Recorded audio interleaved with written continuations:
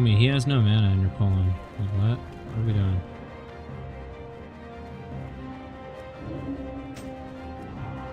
Pull outside, man. I hate Bot retarded Rix has things. correctly joined the channel. That spell isn't ready yet.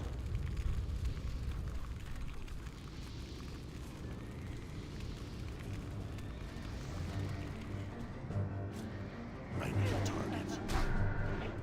I can't cast that yet. That spell isn't ready yet.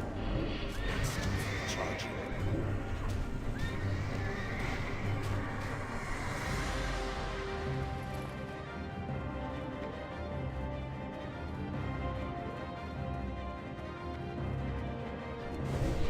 That spell isn't ready yet.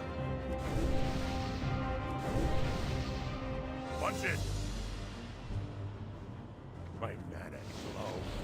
It's not ready yet. I can't use that item yet.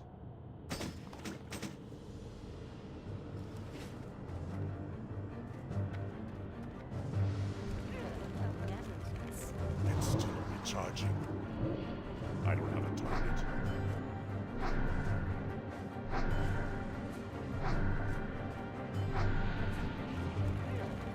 I can't cast that yet.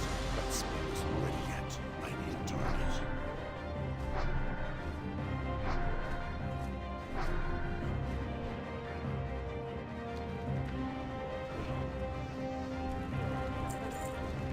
It's still recharging.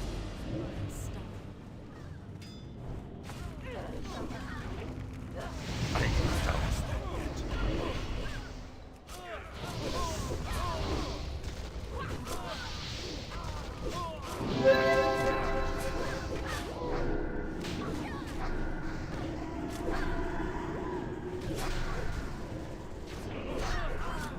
still recharging. I can't cast that yet. That spell isn't ready yet. I need a target.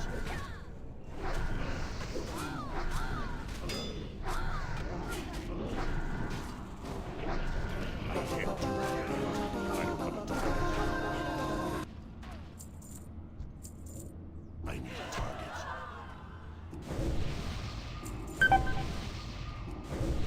That's still recharging.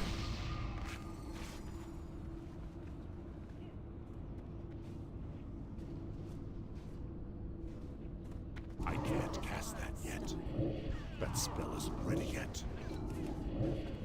That's still recharging. I can't cast that yet.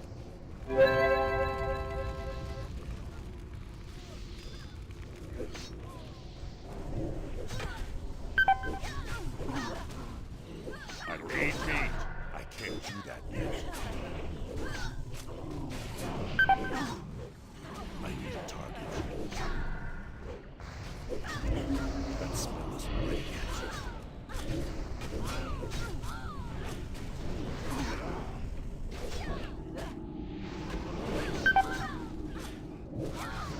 Dude, On your guard.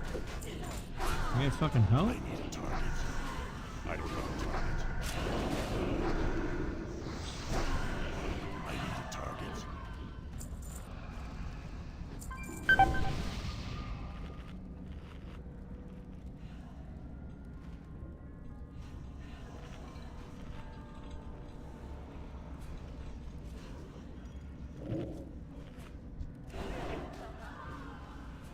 It's still recharging. That spell isn't ready yet. I can't cast that yet. I don't have a target. I need help.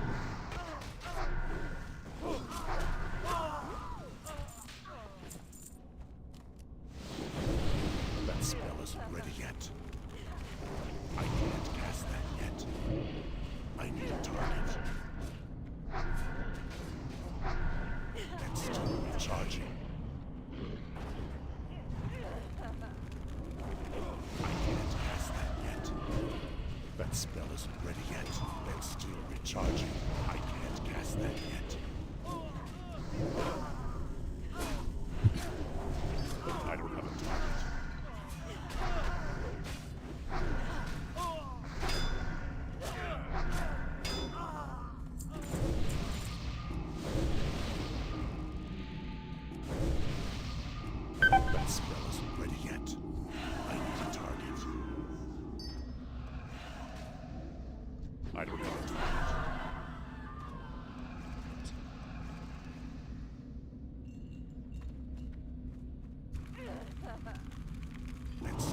recharging. I need a target.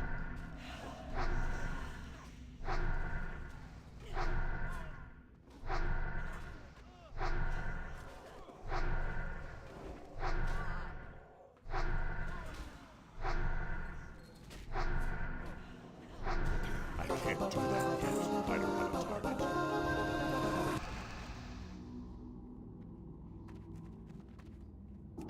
I can't cast that yet.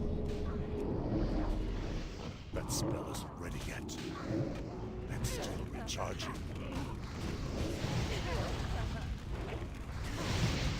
I need a target.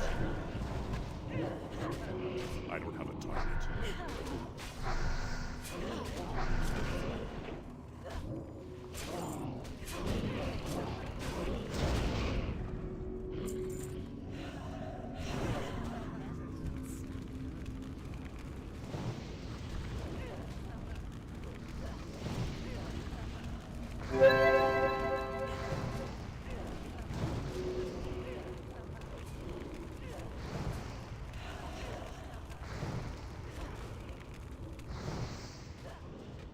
I need a target.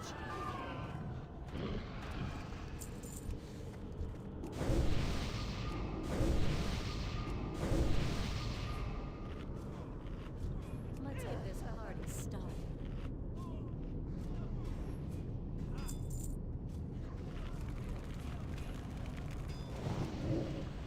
I don't have a target. I need a target. I don't have a target. That spell isn't ready yet.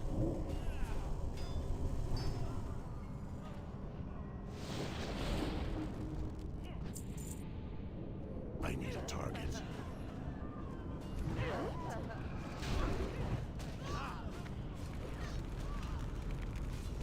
I don't have a target. I can't cast that yet.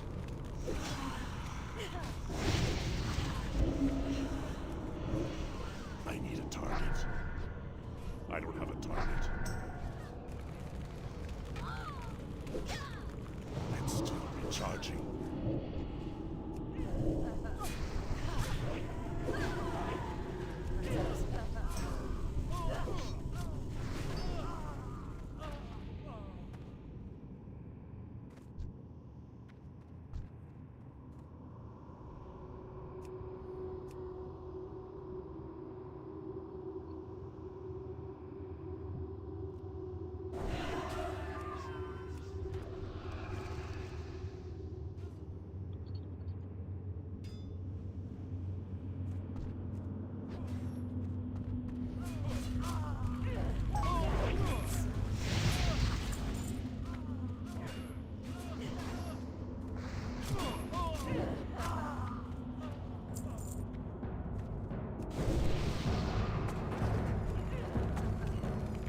I can't cast that yet.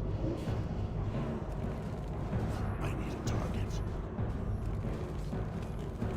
That spell isn't ready yet. I don't have a target. It's still recharging.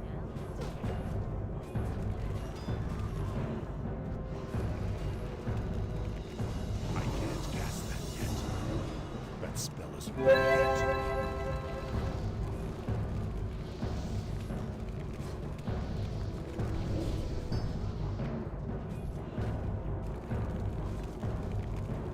It's still recharging. I need a target.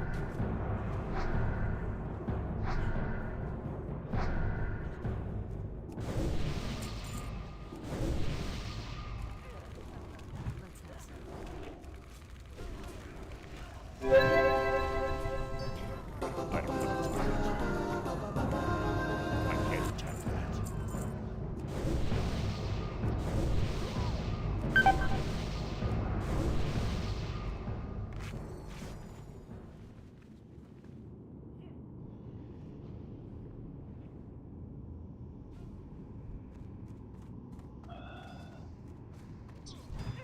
Let's get this party started. I can't cast that yet. That spell isn't ready yet. I need a target. I don't have a target.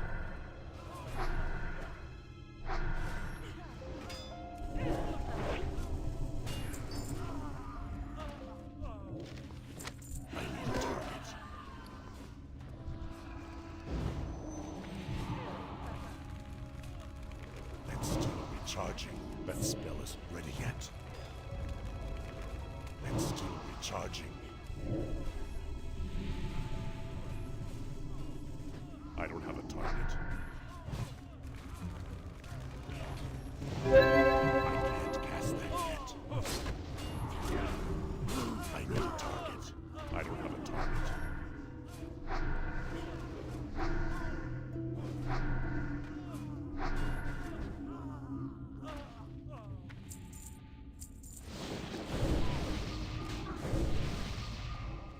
I need a target.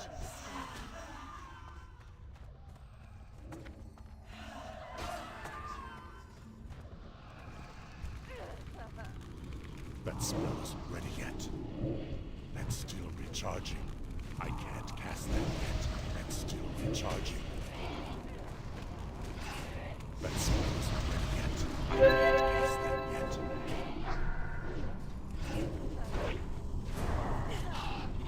I don't have a target.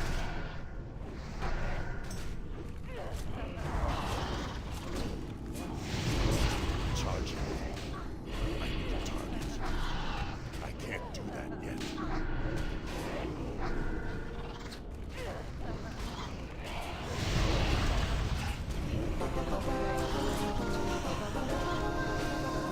I don't have a target.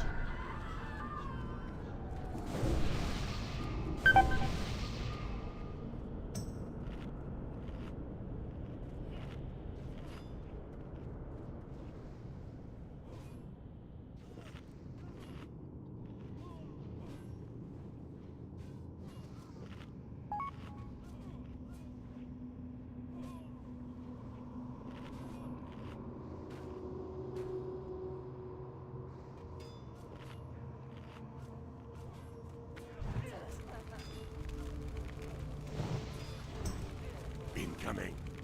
I can't cast that yet. I need a target.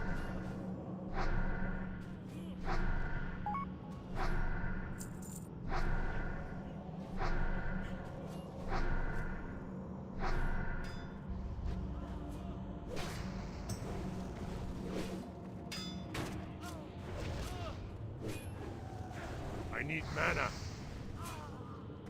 That spell isn't ready yet.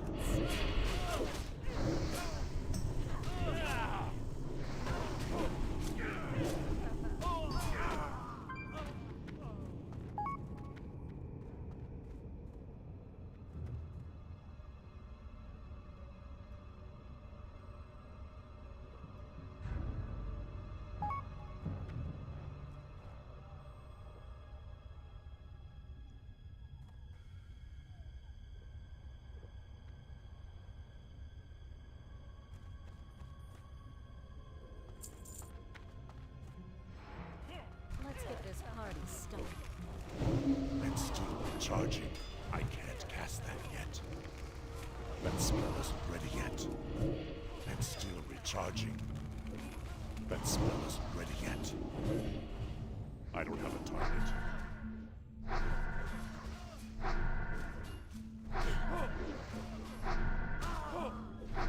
I can't do that yet.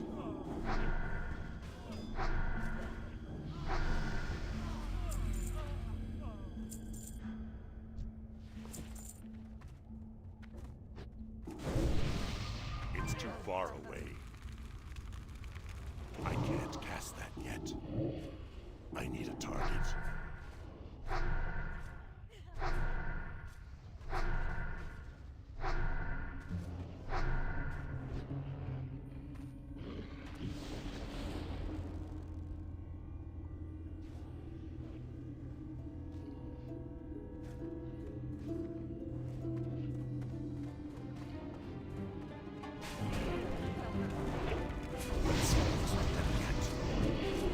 I don't have a target.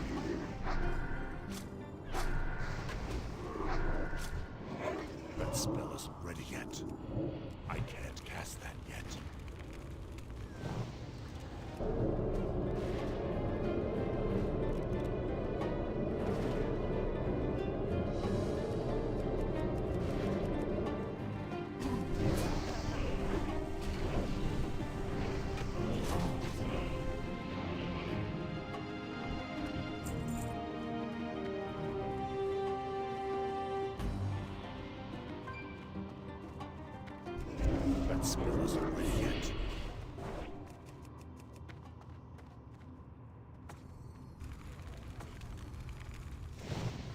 I don't have a target.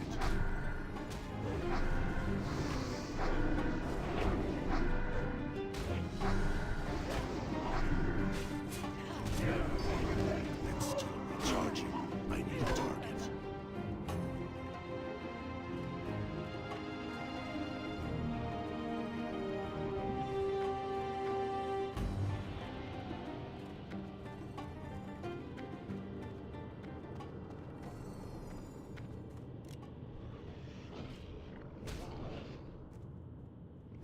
Pull back, pull back.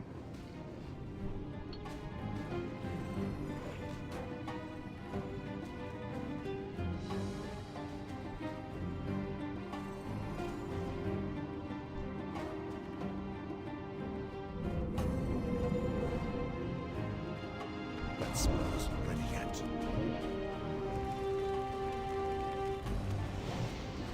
I can't cast that yet. It's still recharging. That spell isn't ready yet. And still recharging.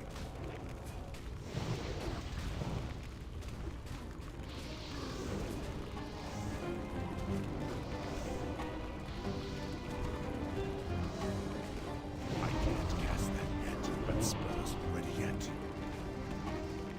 I can't cast that yet. I don't have a target.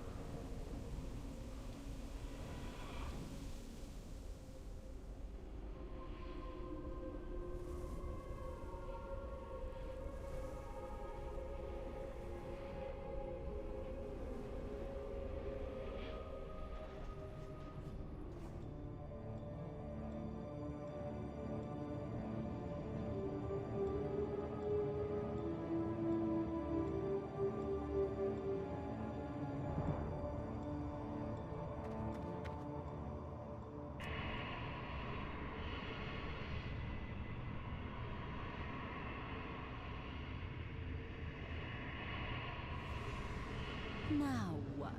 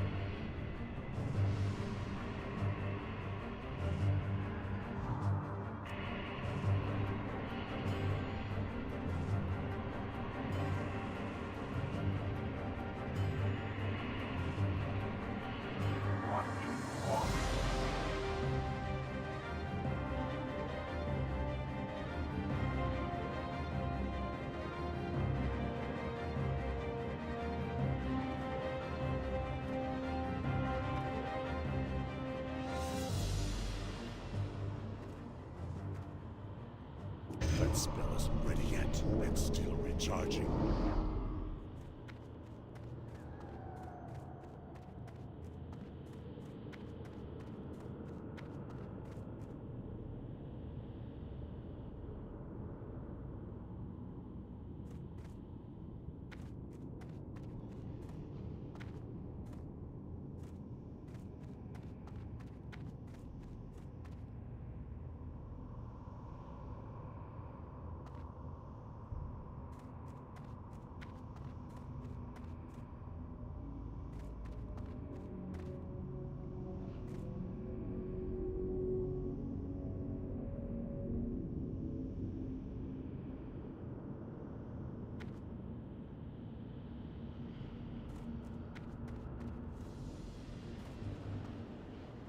Sup noob. Sup? Ew, this fucking loser got the fucking gay tranny fucking demon.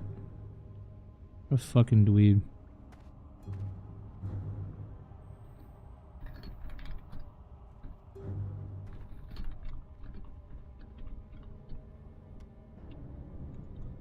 Better than our last tank by far.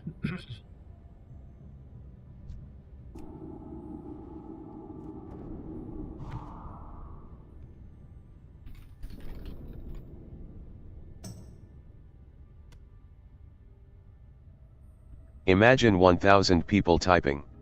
Try and find a fifth. Go ahead. Why? Poop. They're having way too much fun with that. But I don't think we need. Why do you have this? I like it because I don't always pay attention to chat, so my chat talks to me. When I start getting like a bunch of people in chat talking, then I turn it off.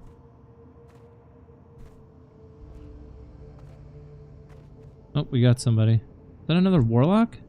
Oh my god, another lock? A bunch. Yeah. I haven't had a bunch of people in my chat in a while.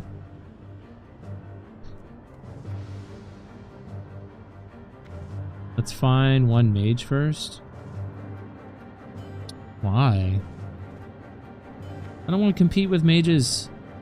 I mean, I'm here for just the fucking quest item anyways. I don't really care if I get here. Do we want to reset? Only half? No. No.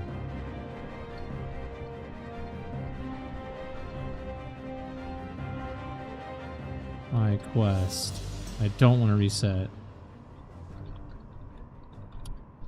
Do not want to reset. No. I'm about to just fucking solo this shit. You can run a second. I don't want to.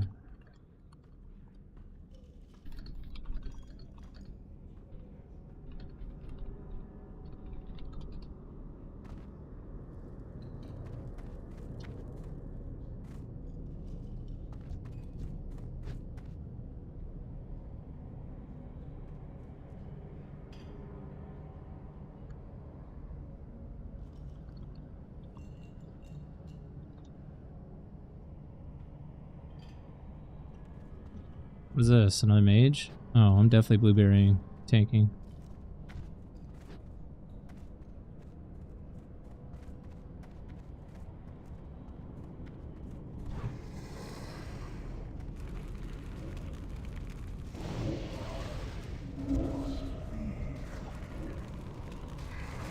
I can't cast that yet. I need a target. What is this mage doing? No, don't be that guy. Don't be that noob.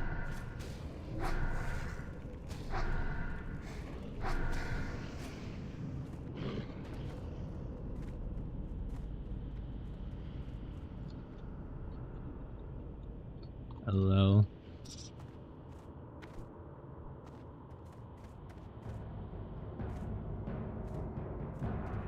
Honestly, yeah.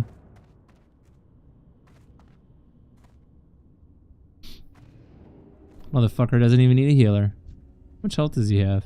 Almost 1k? How are people so bad at this game? I don't get it. This game is so easy. It's so easy. I get retard tanks and retard mages that don't know how to press their buttons. Press Nova, press Sheep, we win. That's all you have to do. You don't even have to DPS. Just press those buttons. We win. Tanks that know how to fucking pull without pulling the entire room, or fucking pulling when the mana, the healer's getting mana. It's fucking cringe. This guy's a blink god. Where's our healer?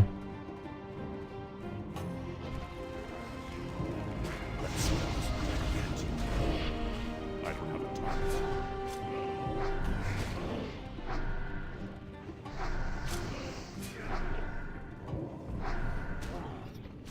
Fine. We're fine.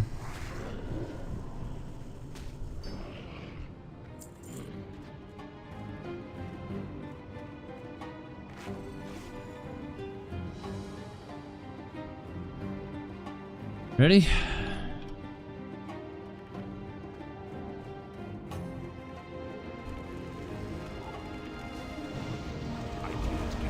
Oh, he knows how to press Nova. Awesome. Charging.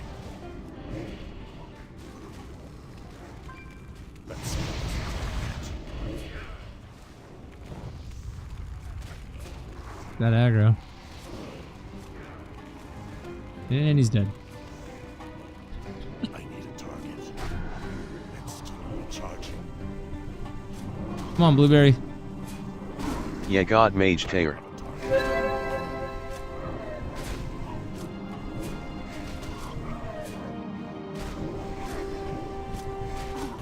No, we're not. I need a target. You can lie to him all you want. I'm not running this shit again. I'm doing this one time.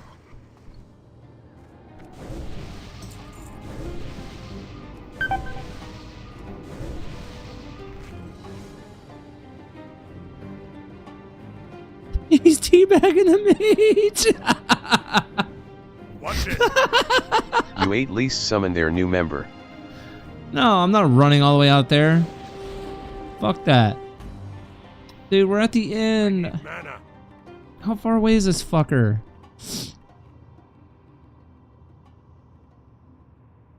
Where is he? Is he in SFK? It says out of range. I don't fucking know where he's at.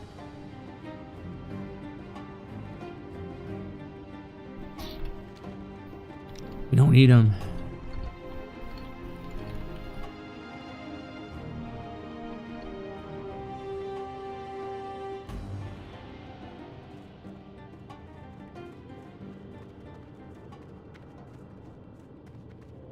Let's go, Blueberry.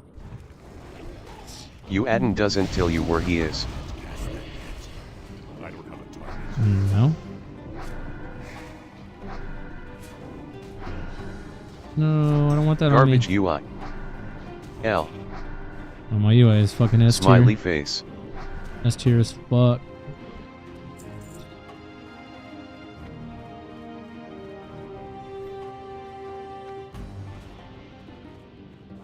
Z tier. Nope. Wrong. Last Are you? place. Aid me. The guy is pawing on his fucking cast. That's interesting. Could just kick it.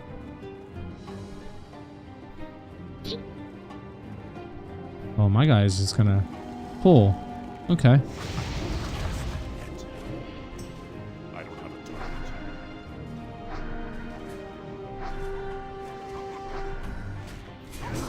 Charging. That's Oh, there's the I need a target. warrior. Fuck yeah. Wand. And still recharging. To death. What I'm saying. Alright, now I can get the succubus out. Do really big damn.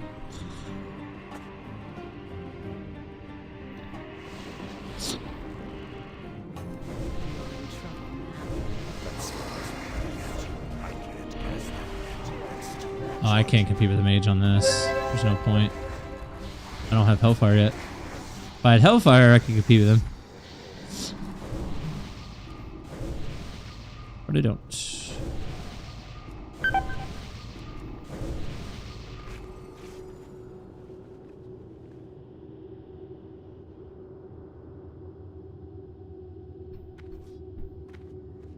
That spell isn't ready yet. I can't cast that yet.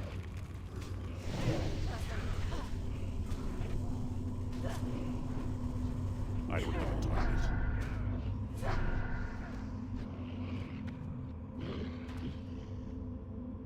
Okay. Rena's starting to do more.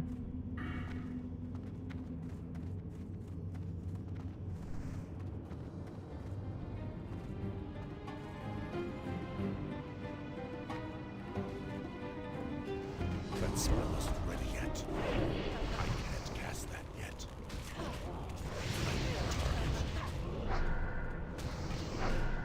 I need help. Shamans do so much damage at low levels. It's actually so insane. They just fucking clap.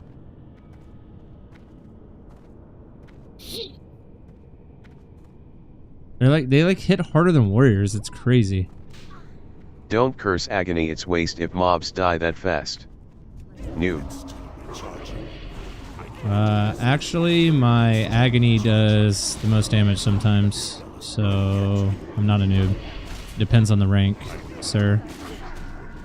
Thanks, though. Yeah, when it's full duration. Even when it's not full duration, sometimes it does the most. Depends on the rank.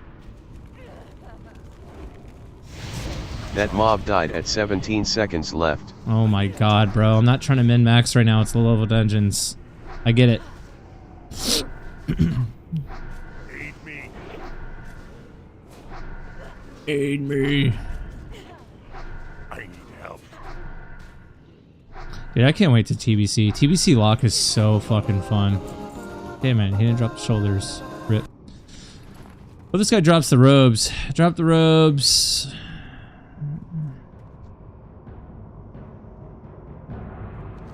Wait, did I fuck up? Am I supposed to do BFD first? It's not showing the quest item on here. Dude, please. Did I just waste my time doing this dungeon?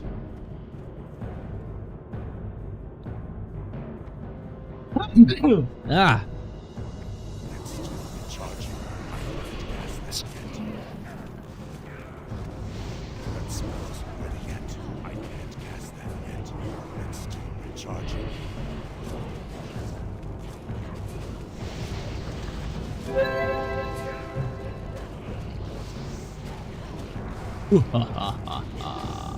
Die. I don't have a target. I need a target. Ooh. Oh. Oh shit. Pumping right there. Everyone's greeting. Roll need. Can I roll off spec?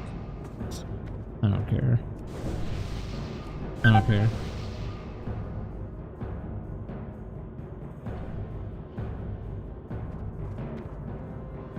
Man, these guys are so serious about that shit. That's hilarious. He's gonna fucking that. 100%. Greed on 1 gold. You too shall serve. Spell isn't ready yet. What are we doing? Still recharging. I Another can't cast falls. that yet. How did my pet have aggro there? That's retarded. What is going on? Now what? Another falls. What is going on? Oh, I'm getting hit by that.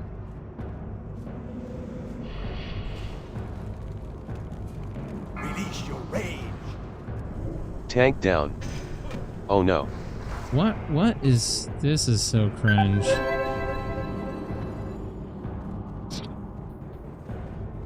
Gotta LOS this. Does that hit me? What the hell? Bro. That spell isn't ready yet. How is that hitting me through the floor? Rage. It's still recharging. I'm gonna get hit. There's nothing I can do about it. Can't hit me from here, bitch.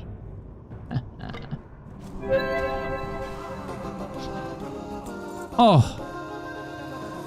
Hopefully I win these. I didn't get what I needed though? Dude, what? I don't understand. It's gotta be up here, right? Where is the item?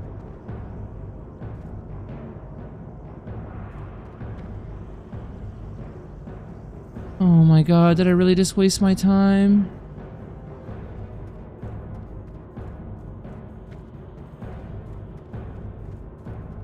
Later. Where the fuck? I don't understand. I don't understand. It says the other large piece was possessed by a wizard in Shadowfang Keep. Find them and I can reform it. This is the wizard.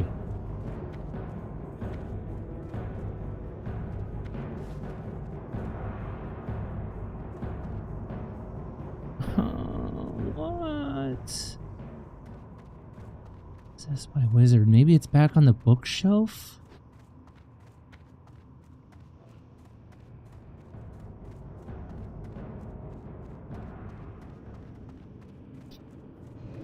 This group is so cringe. I am not running with this group for BFD.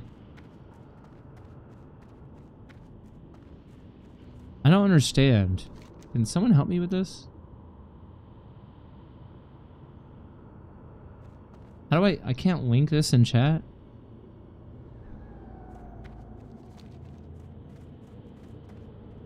So confusing.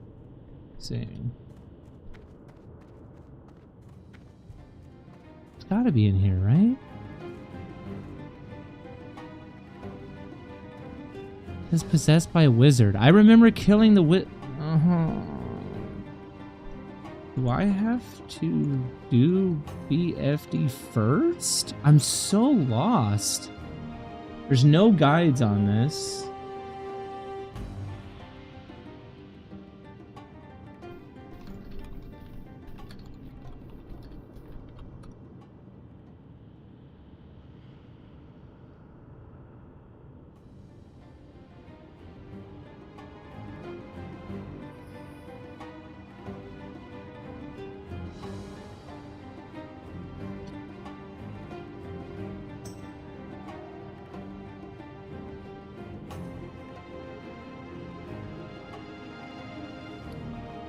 Got the fucking rogues though, that's PogChamp.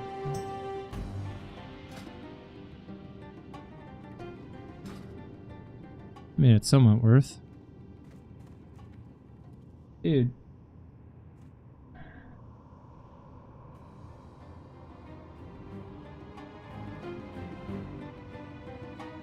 I don't understand.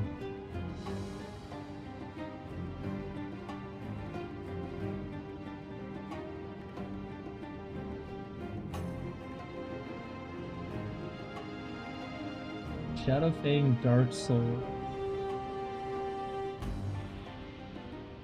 It's from a fucking elite that's in here? Wait, what? That's not a wizard?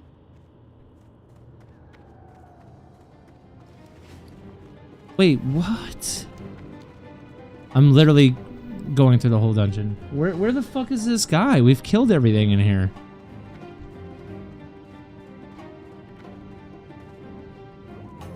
Did I loot everything? There's a fucking chest over here.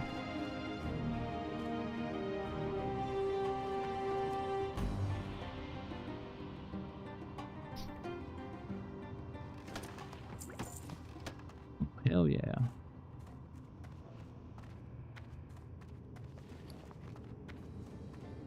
$50 gold someone's selling this for? I will definitely try to sell that. Alright, I'm going down here. And I'm going the long way around. Give me my blueberry. I'm gonna need him. I don't care if the group got disbanded. Where the fuck is this elite? Go get him, blueberry. I can't cast that yet.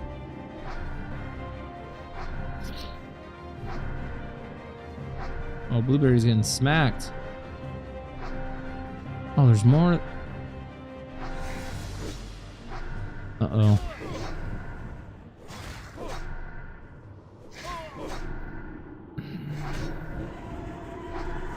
That spell isn't ready yet. No way he dies. No way he dies. No way he dies through this. That's crazy. It's still recharging.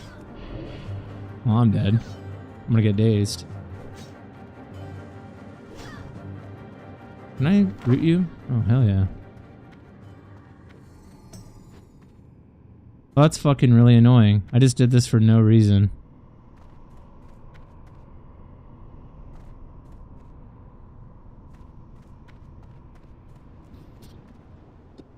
I don't understand. Where the fuck is this mob at? Shadowfang Dark Soul.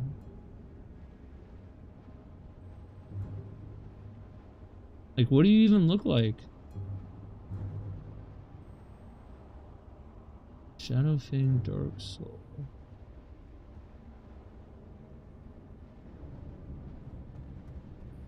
I don't understand. Did I not?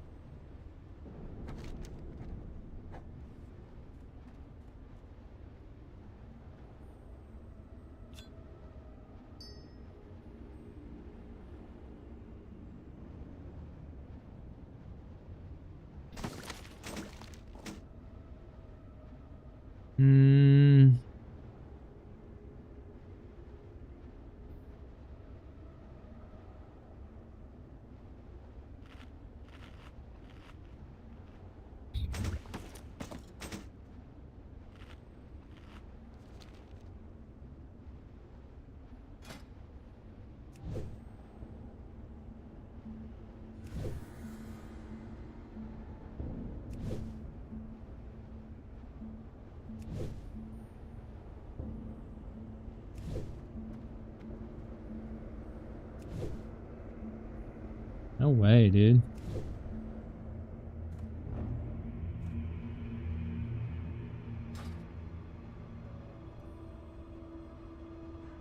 Uh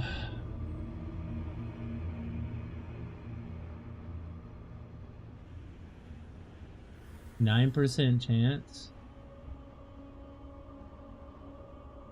Oh well, I'm just not even gonna. This is a waste of my time. This is stupid. I'm not doing all that again. That's so dumb.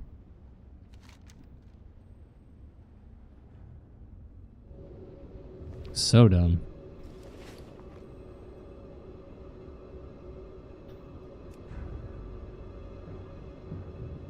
I can't do that yet. As the Need wind on the fucking plains, food and water you are anyways. always welcome here.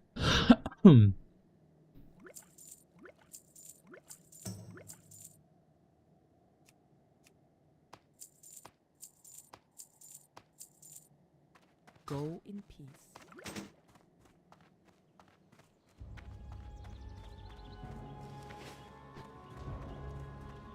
Enter the cave, return to Thunder Bluff. Well met. Greetings, traveler.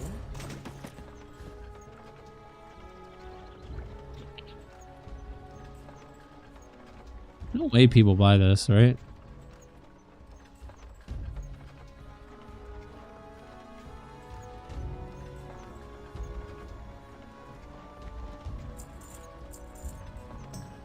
I'm not even gonna try to sell that. I'll try to sell the bag though. Be careful.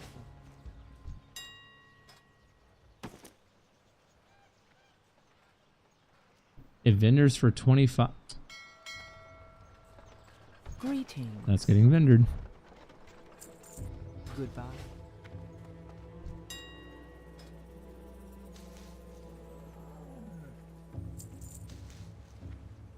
There's 1 gold right there.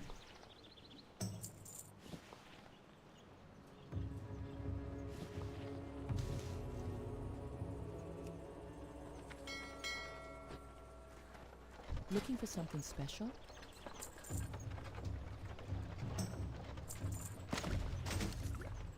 Maybe eternal sun. Alright, what's my level? 27. We're gonna be 28 soon. I can't cast that yet. That spell isn't ready yet.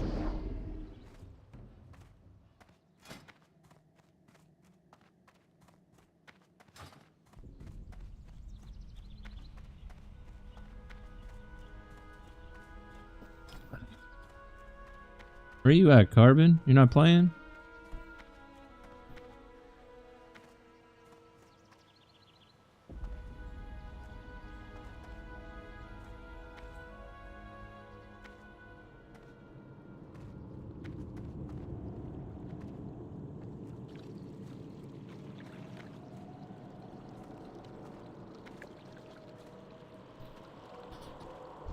A toxin from Apothecary Leiden.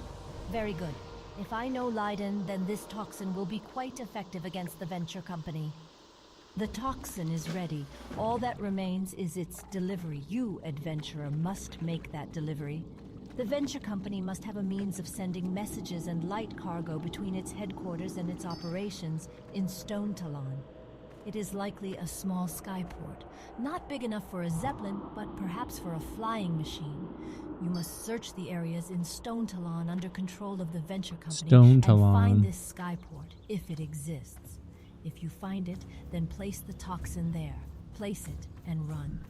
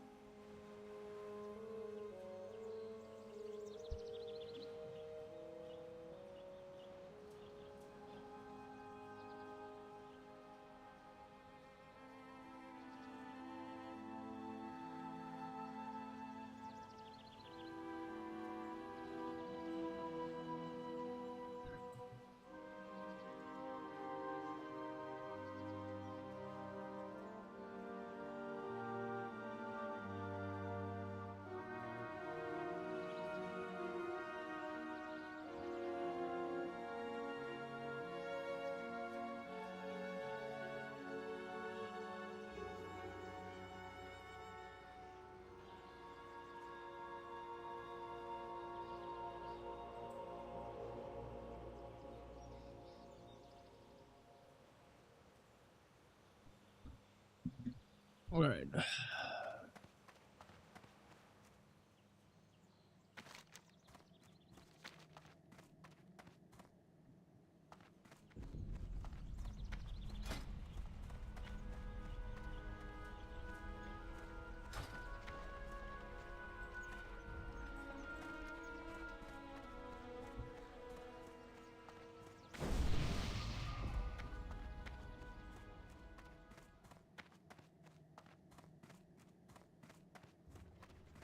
How may I aid you? Farewell. Ah, I've I needed to been be expecting you. 200. It's 3 points from. May the Okay. eternal sun shine.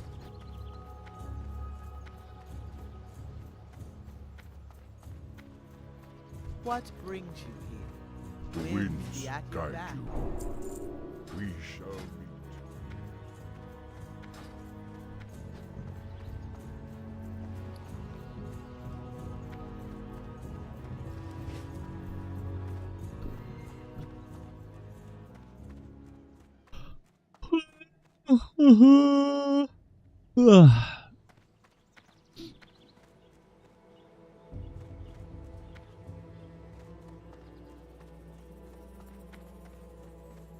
The Galek Centaur in the Thousand Needles are protecting an artifact from the time of the Centaur's creation.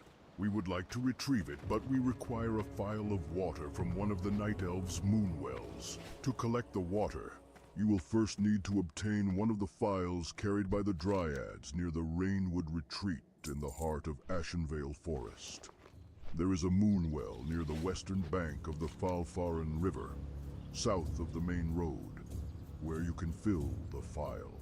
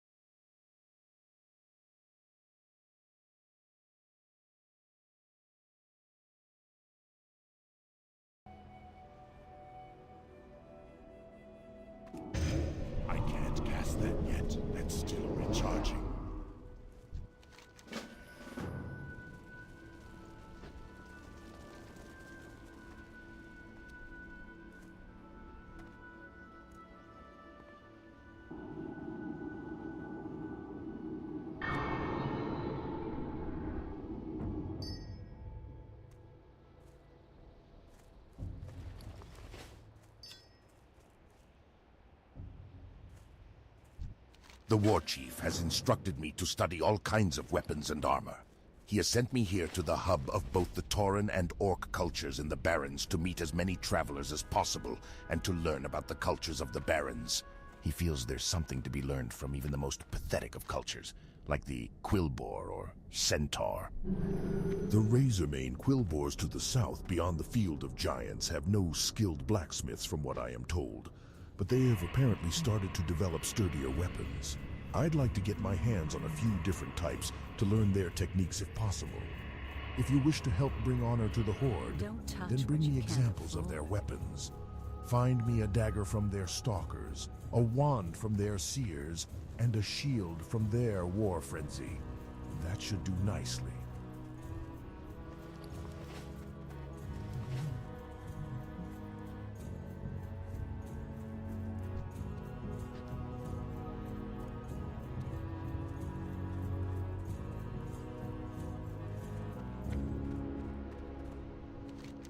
You can drop this quest. Okay.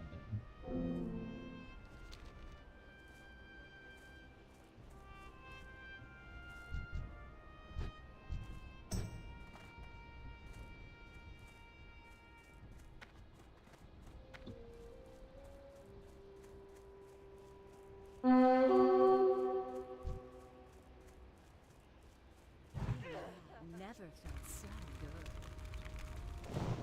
That spell isn't ready yet. I don't have a target.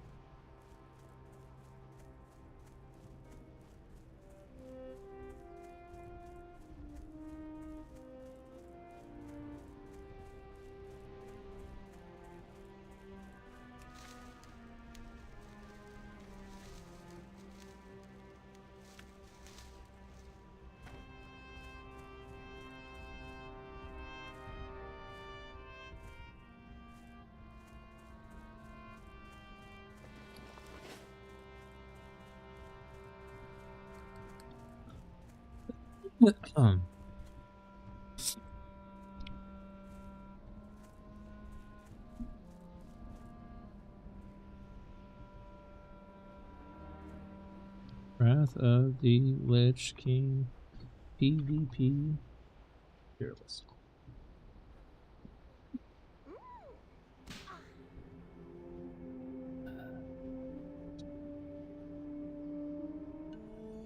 PvP Warrior Elemental Shaman Death Knight. Oh yeah, Death Knight.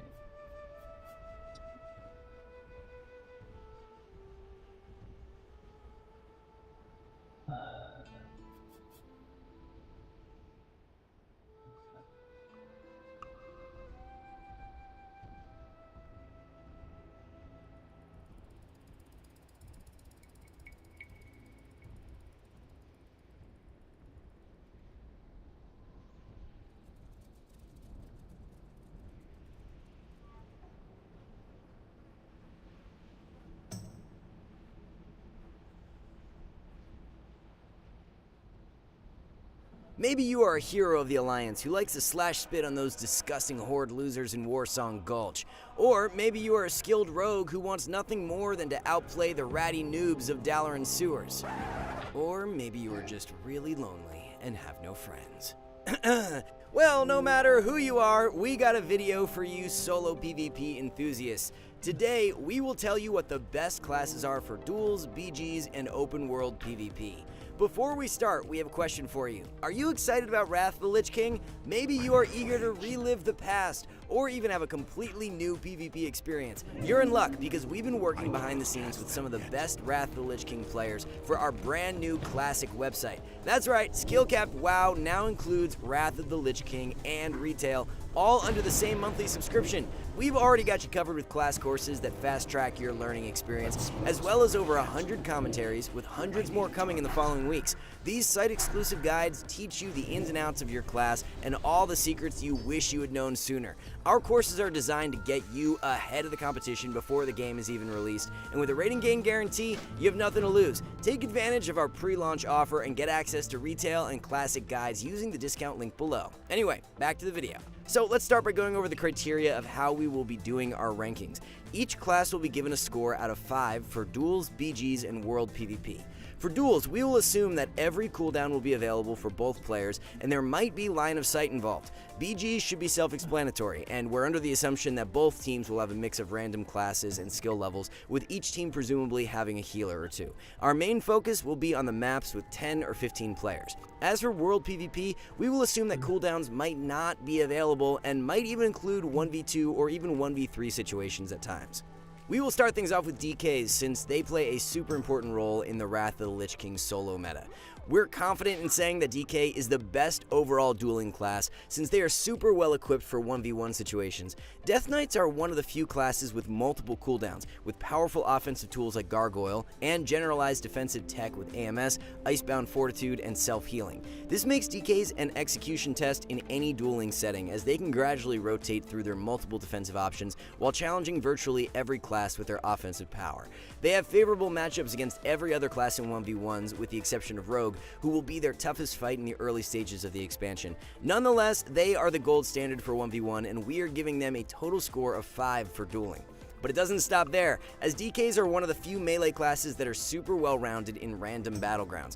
Here, mechanics like Death Grip become infinitely more valuable for controlling teamfights, while AMZ becomes much stronger when used to negate high AoE damage. Not to mention, DKs are able to do considerable AoE damage of their own thanks to Pestilence spreading diseases.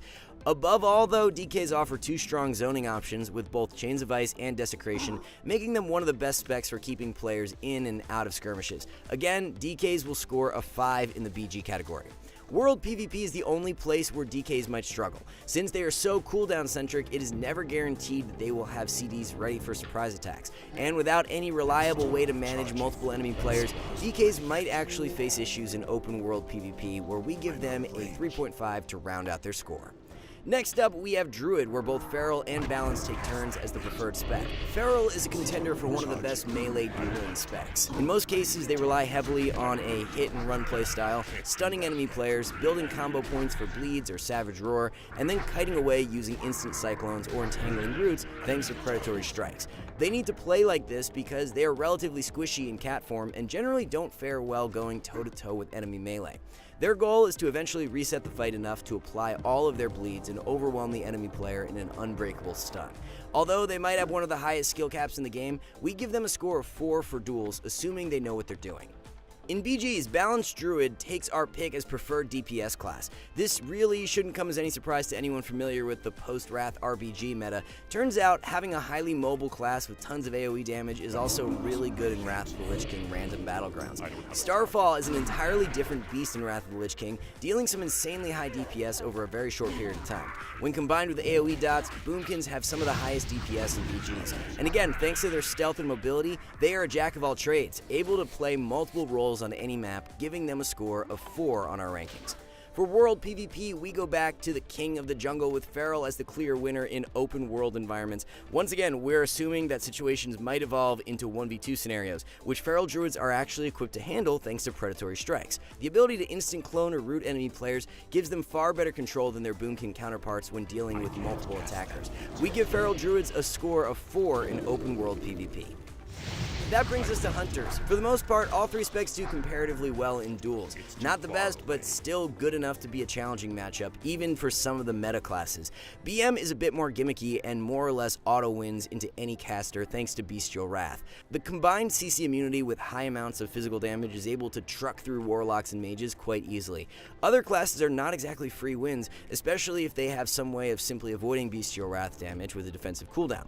Marksmanship is overall the better spec, especially against melee, where they can simply max range most attacks and deny gap closers thanks to disengage. All in all though, we give Hunters a score of 3.5 for duels. As for BGs, the story is quite different. Here, Hunters are one of the most impactful classes. On FC maps, they can play a utility role, zoning off flag carriers into specific choke points to set up small ganks with rogues. Outside of this though, Hunters are just one of the more useful BG classes. Their high mobility combined with meaningful burst damage and a ranged MS effect gives them a deserved spot in any BG roster, and we give them a score of 4.5. For World PvP, Hunters are actually quite good and might fare slightly better than they do in duels. Being able to reliably kite multiple enemy players while also having cross CC potential makes them very well suited for the open world, especially where they aren't limited by the dueling range, which means they can simply kite until infinity and are really the only class that can do nearly all of its DPS rotation on the move. Here, Hunters score a 4 out of 5. Moving on, we have Mage, which as you will find scores consistently high in all of our categories. Frost Mage does well into every melee with the exception of DK, and its worst matchups against ranged are probably Hunters and Shadow Priest. Everything else is fair game. One huge advantage Mage has in duels is the ability to constantly reset the fight if needed. A simple polymorph to drink combo is enough to turn losing matches around, and their multiple roots and blink stun make them super slippery against most of the melee cast. Altogether, we give them a score of 4 for duels. In BGs, mages can play a role similar to hunters, though arguably less effective as they aren't able to do much damage while moving. In any case, mages can play a very dynamic function on any map, whether it be controlling mid-fights with polymorphs or counterspell, or even playing a strict zoning role, blocking off enemy flag carriers just like hunters. Because of their flexibility, we give them a score of 4 for BGs. Finally, we have World PvP, where again, mages can hold their ground. Remember that open world ganks sometimes involve unfair matchups against multiple players, but luckily the expansive control kit of a mage makes this fairly manageable. One unique quirk of Frost Mage is that they get a free Nova with Shattered Barrier every time their shield breaks, and this Nova doesn't share DR with other freezing effects, making them super evasive in 1v1 combat. Pair that with the fact that mages aren't that reliable on CDs and usually have Cold Snap available when needed, and they're actually well suited for open world PvP, where we give them a hat trick score of 4. Next up, we have Paladins, who are a bit too specialized to score high in dueling. There is one thing that a Ret Paladin needs in order to do well: uptime. That is because a lot of their self-healing is baked into Art of War procs, which grants them instant flash of light casts after melee critical strikes, and can even be bolstered with an additional talent called Sheath of Light. Because so much of their self-healing relies on being able to stay on target, this makes them naturally bad against any class that can zone, most notably hunters, mages, shamans, and warlocks. On the flip side, Ret does fairly well into melee since they can be a bit more durable thanks to more self-heals, and are incredibly tanky when playing a one-handed spec, which you can learn about in our Ret Paladin starter course. In Battlegrounds, Holy Paladin becomes the preferred spec and represents one side of the Battleground healer trinity alongside Resto Druids and Disc Priests. Much of the tech that makes Holy Paladin good in arenas happens to translate perfectly to BGs, where Divine Sacrifice is one of the few AoE damage mitigation tools in the game, helping slow down teamfights with a single button. And of course, Paladins are one of the few classes with a magic dispel, and Holy just so happens to come equipped with one of the most broken tools in the game for bolstering their team's passive defense with Sacred Cleansing, which is massively frustrating to any caster DPS and prevents a lot of AoE pressure. World PvP is where Paladins have their weakest showing. Again, their biggest weakness is just needing to have uptime on enemy targets, which is never guaranteed in the expansive open world where some classes are able to kite for miles on end. Although Ret might be able to manage against some melee, its self-healing isn't powerful enough to deal with more than one attacker at a time. Because of this, we give Ret a score of 2.5 in open world PvP. Next up, we have Priests. Although Disc can actually do well in 1v1s, we're going to assume most people would prefer to duel as Shadow. Shadow is a bit of a wild card in duels and relies heavily on line of sight for success. That is because the class is built to weave in and out, dotting targets with instant casts, using CC when players connect, and then avoiding or healing enemy damage when needed. All of this becomes easier with a pillar. The main win condition for Shadow is live until the second psychic screen, using the first one to force out trinkets, and then stalling long enough to capitalize on a 2-timer. But without a pillar, Shadow will struggle massively into the likes of Death Knights, Feral Druids, Hunters, and even Warriors, all of which have mechanics to avoid getting feared. For BGs, Disc becomes the preferred spec, as again, it is one of the best battleground healers. There are a few reasons for this, one being the strength of Prayer of Mending, which is easily one of the most mana-efficient AoE heals. Secondly though, Priests have the strongest defensive Dispel, being able to remove 2 magic effects at once with a single key press. This makes them really good at keeping their teammates free of debuffs, especially when utilizing the haste buff from Borrowed Time, which can have insanely high uptime with multiple shield targets. World PvP is definitely where Priests will struggle, as both specs will undoubtedly have mana issues in random open world skirmishes. Shadow in particular will have its own set of mana problems early expansion, which is one of its main limiting factors until later seasons, where PvE trinkets can help mitigate this issue. Until then, we are giving Priests a low score of 2 for World PvP. And now for everyone's favorite class, Rogue. We hate to break it to you, rogues just aren't that good in duels. I mean, they struggle super hard into Ret Paladins because of Divine Purpose turning Hand of Freedom into a Stunbreaker, and of course, having a counter instantly makes rogues bad, right? No, we're totally kidding. Aside from DK, Rogue is arguably the best dueling class. In fact, sub-rogues are one of the few specs that can actually beat DK's 1v1 in early Season 5.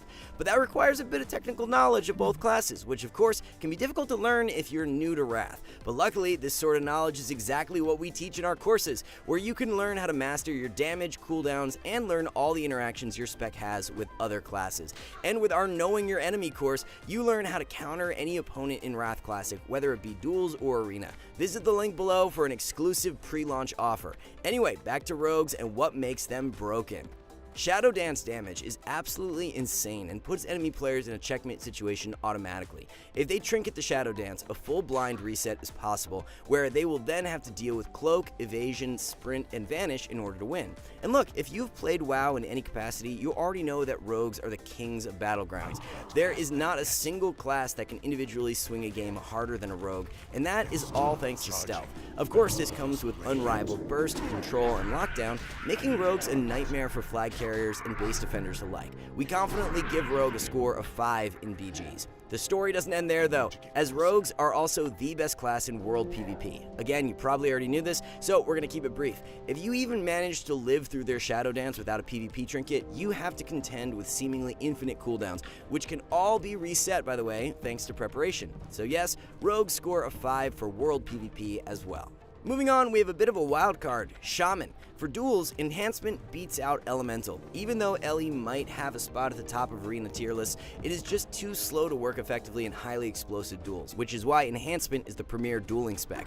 A lot of this boils down to one cooldown, Wolves. If you weren't aware by now, Feral Spirit is one of the strongest cooldowns in the game, giving the Shaman massive damage, mobility, and self-healing for 45 seconds.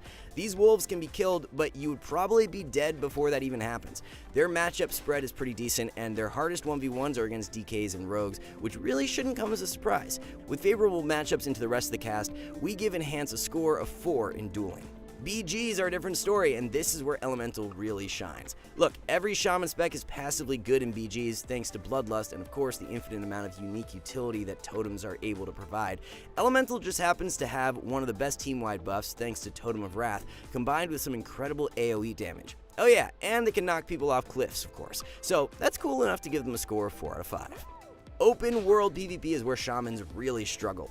Both Elemental and Enhancement will find problems here. Again, Elemental is just too slow to deal with highly volatile skirmishes.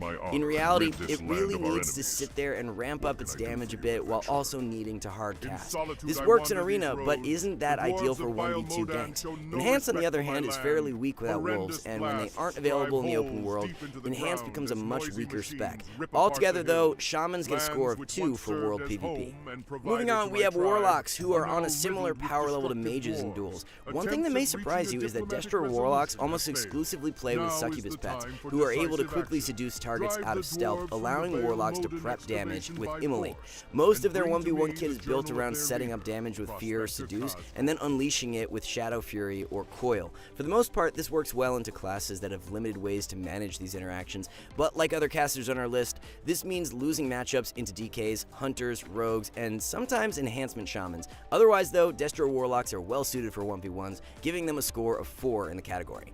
In BGs, Warlocks are also quite strong, though do suffer a bit in the defense department since they can be easily cleaved down in teamfights. But if that doesn't happen, both Destro and Affliction are really well suited for BGs. Just like other expansions, Unstable Affliction is one of the few forms of Dispel protection, which bolsters team damage when Disc Priests or Paladins are on the other side of the field. In any case, Warlocks are a true glass cannon inside BGs, and in the right hands get a score of 4 in this category. And just like mages, Warlocks are actually pretty decent in world PvP. Unlike some of the other classes on this list, they aren't super reliant on long defensive or offensive cooldowns, and instead can do just fine as long as Shadow Fury or Coil is available. And of course, playing with a Succubus translates to having more control in 1v2 skirmishes. So just like mage, they will be getting a score of 4 in world PvP. And now to the ultimate melee class of the expansion, Warrior.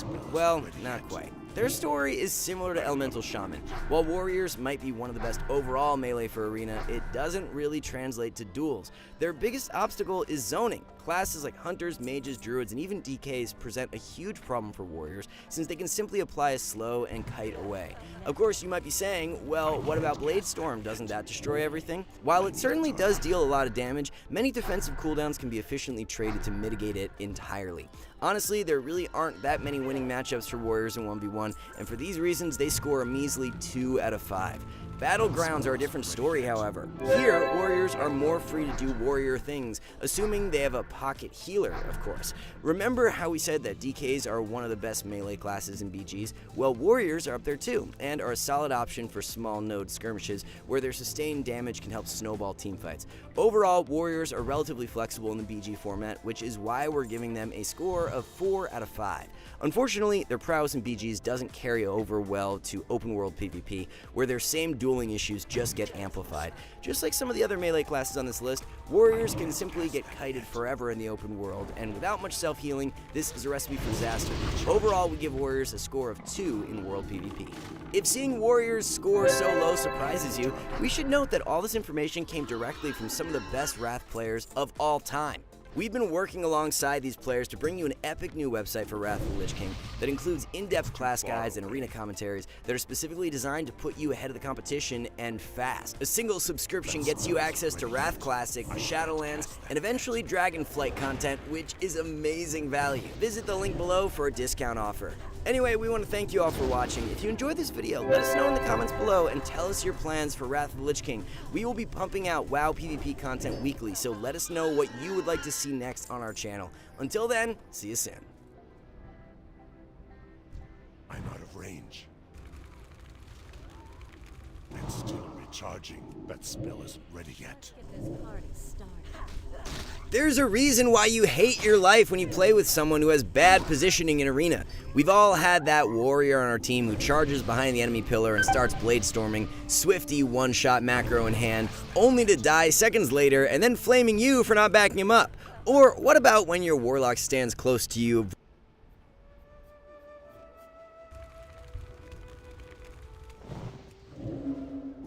And still recharging.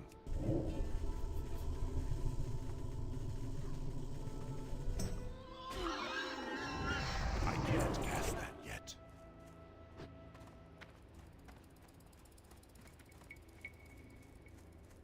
And still recharging. That spell isn't ready yet.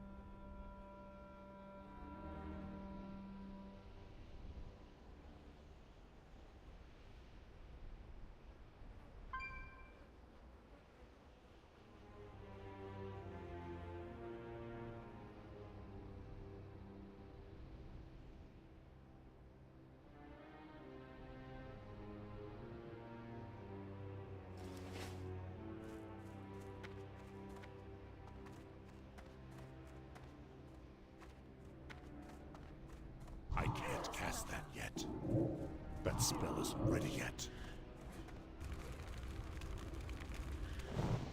I don't have a target.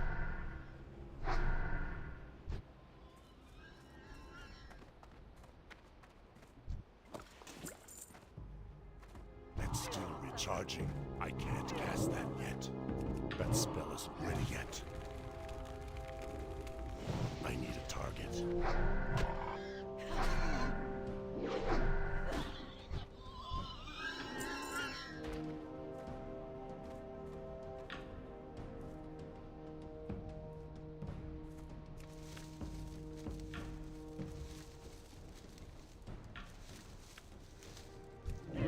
It's still recharging. I don't have a target.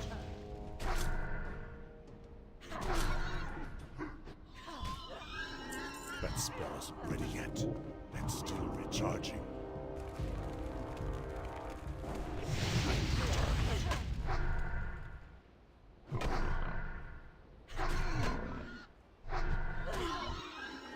I can't cast that yet. That's still recharging.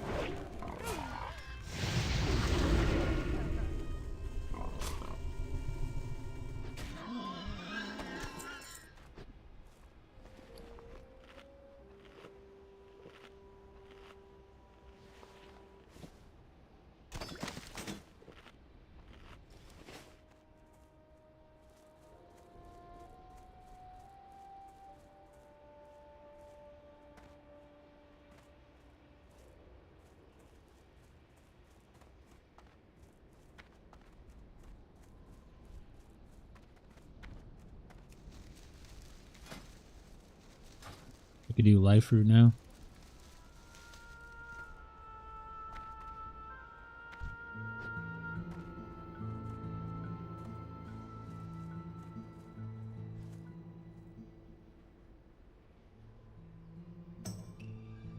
If you are thinking about getting a Matsado for a loved one, now is the time. I heard the company is running a sale for the next few days. It's the Japanese chef's knife that's winning thousands of... Hello everyone and welcome to my 1 vs 1 difficulty tier list. This video is not about which class or spec is the strongest, but how hard it is to deal against all other specs individually and have positive result. In fact, there is correlation between power and difficulty, but that doesn't have to be the case. I'll give an example with Unholy Decay, which is clearly one of the strongest specs in expansion, and his correlation with difficulty is negative, because you can beat most of classes relatively easy, which means you don't need that much of a skill. On the other side we have for example Frost Mage, which is again very strong dueling spec, but it's hard to play and hard to master, and that makes correlation between power and difficulty positive. It is strong spec, but it doesn't mean you will have positive results if you're a bad player. So conclusion is that we have these two very strong specs, but they belong to different categories in this tier list. It's not easy tier list to make because a lot depends on skill and gear we take in consideration, so probably some of you will have different opinion, and that's okay. I'll try to make this from my perspective and my experience. I hope I will help some of you, and I hope you will all enjoy this video. For this tier list I made these 4 columns with represent very hard, medium and easy difficulty, and I think it will be enough. So let's start with first class warriors. Wait, before we start I need to mention that all fights are without line of sight and it affects results a lot, so keep that in mind. So Arms Warrior is very tricky because there is a lot of disagreements and divided opinions about his power in 1 vs 1 fights, because his true power lays in the end of the Wrath of the Lich King expansion, but before that he struggles a lot. Since this video is not about how strong the spec is, but how hard it is to beat others, we can much more easily determine his position. Warrior in most cases loses to bot platers, paladins and DKs. Also good feral druids are also a nightmare for him. Marksmanship hunter might be 50-50% in dueling environment, and he most likely kills beast mastery and survival hunters. Casters are also very hard to beat. Warlocks, mages and shamans are in most cases unbeatable, having in mind there is a succubus pet, frost mage not to mention his power against melee classes, and shaman with perma roots from Earthbind totem and so on. You need to be very careful with defenses, so definitely I'll put Arms Warrior on top, like one of the hardest pack to beat anyone, especially before the later patches and later phases of Wrath of the Lich King. Next to arms we got Protection Warrior. About this one I have to mention that gear plays a huge role here. Having 100% armor penetration on the end of the expansion gives you some tremendous damage against platers, but still you lack healing reduction from Mortar Strike. You have 2 main stuns and relatively low CDs and Shield Bash which silences and interrupts enemies. That gives you opportunity to bash casters from charge and land free chain of CC, where every hit hits like truck with PvE gear. You do better than Arms Warrior in most cases, but specs with some sort of healing can outlast you. Still, I think this pack is counterable on high skill levels, but for casual you'll do pretty good against majority and it's surely much easier than playing arms. I'll put this guy in medium. And well, there is a Fury Warrior, nothing much to say about this pure PvE spec, and you'll definitely have hard time beating anyone, so without any doubt it goes on very hard column in front of Arms Warrior. We move on Paladins. Retribution Paladin is one of the best, if not the best pack for fights with LOS. Without it, things are much different. Still, Retribution Paladin is mechanically pretty simple, and that's something that knocks him off the top of the table from start.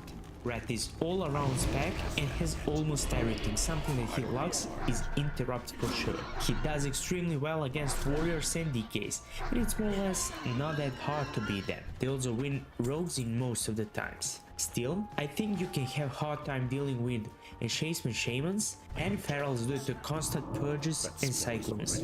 On the other side, Paladin doesn't do very well against a majority of casters. Still, Clans plays huge role there, keeping the pace with caster to make them under constant pressure. But Fierce and specs who can stand and heal kill him. They pretty much lose against all 3 mage specs. Warlocks can be beaten with some high resilience, but in general Deathstroke beats Paladin without LOS. But something important here is that you actually cannot outplay them like casters can outplay you with proper CC chain, because your job is to cleanse, and if caster is not that good, they don't know how to deal with that.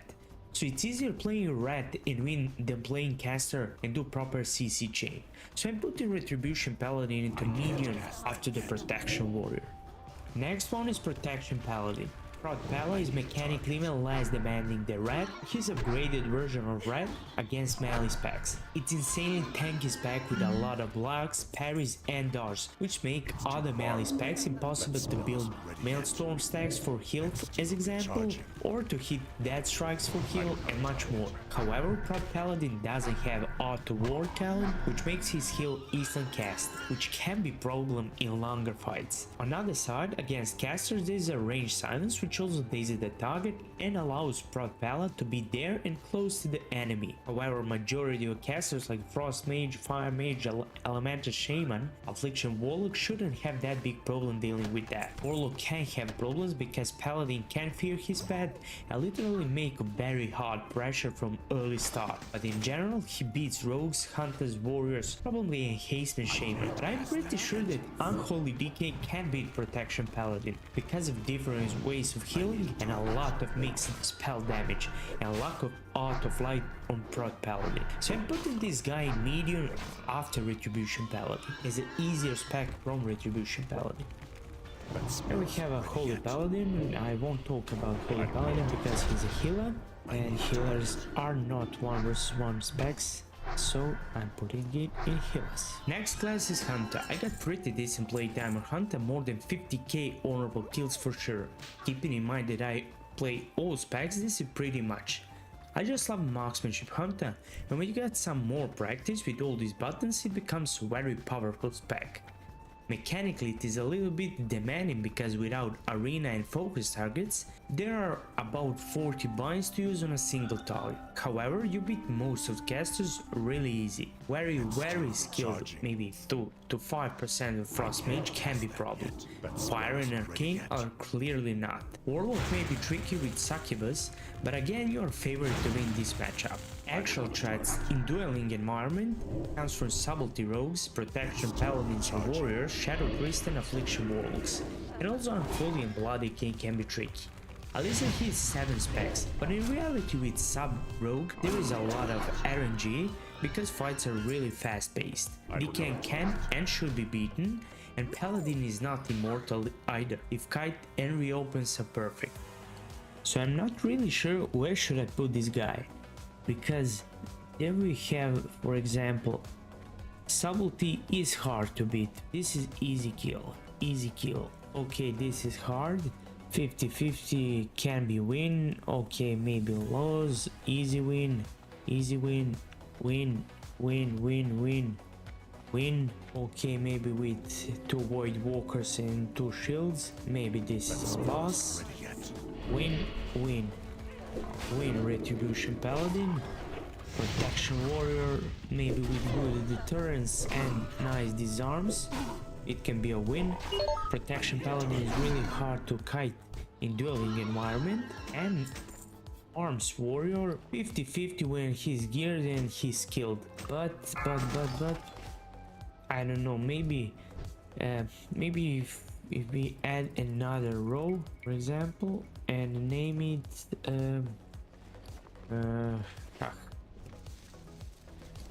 medium easy.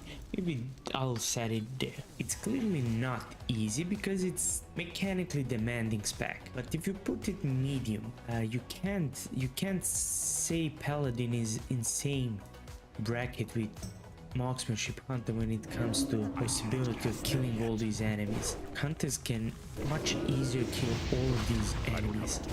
I mean majority of these enemies. And if you on top of that say casters need to be skilled to give it a shot on killing a hunter, yeah, it must be here or here.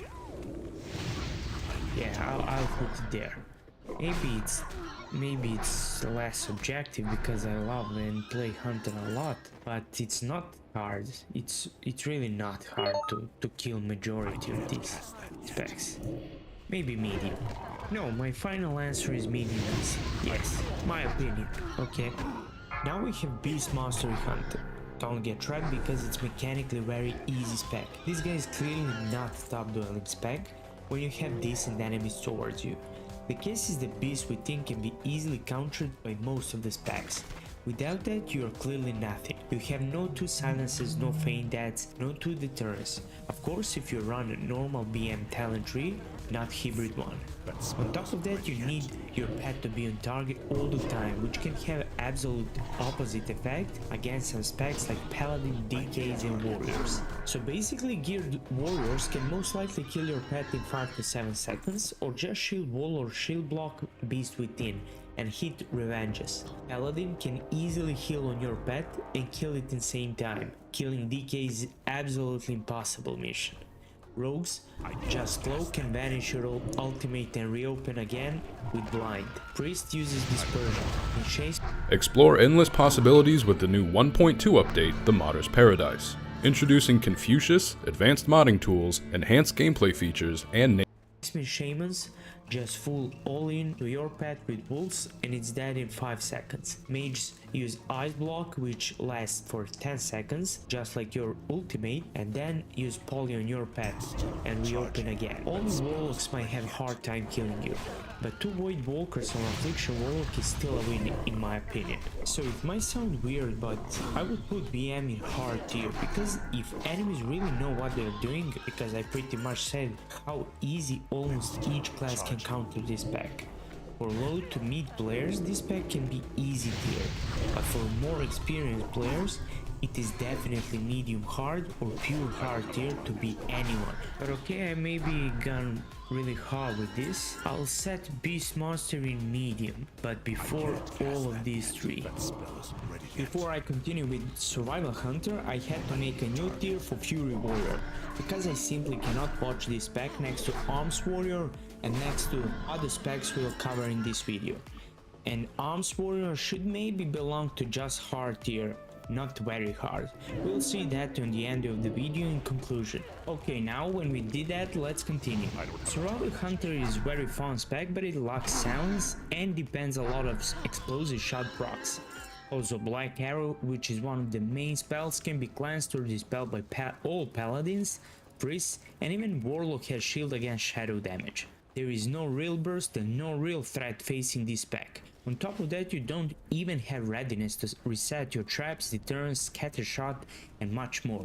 So if you play it, it can be very hard dealing with almost all specs in game, and this spec surely needs to be on top before Warrior, because I don't actually see a spec losing to Survival Hunter in dueling environment. And this could be the actual moment where I have to move Arms Warrior one tier below, because clearly Warrior cannot be in same tier with Survival Hunter, because it's much stronger.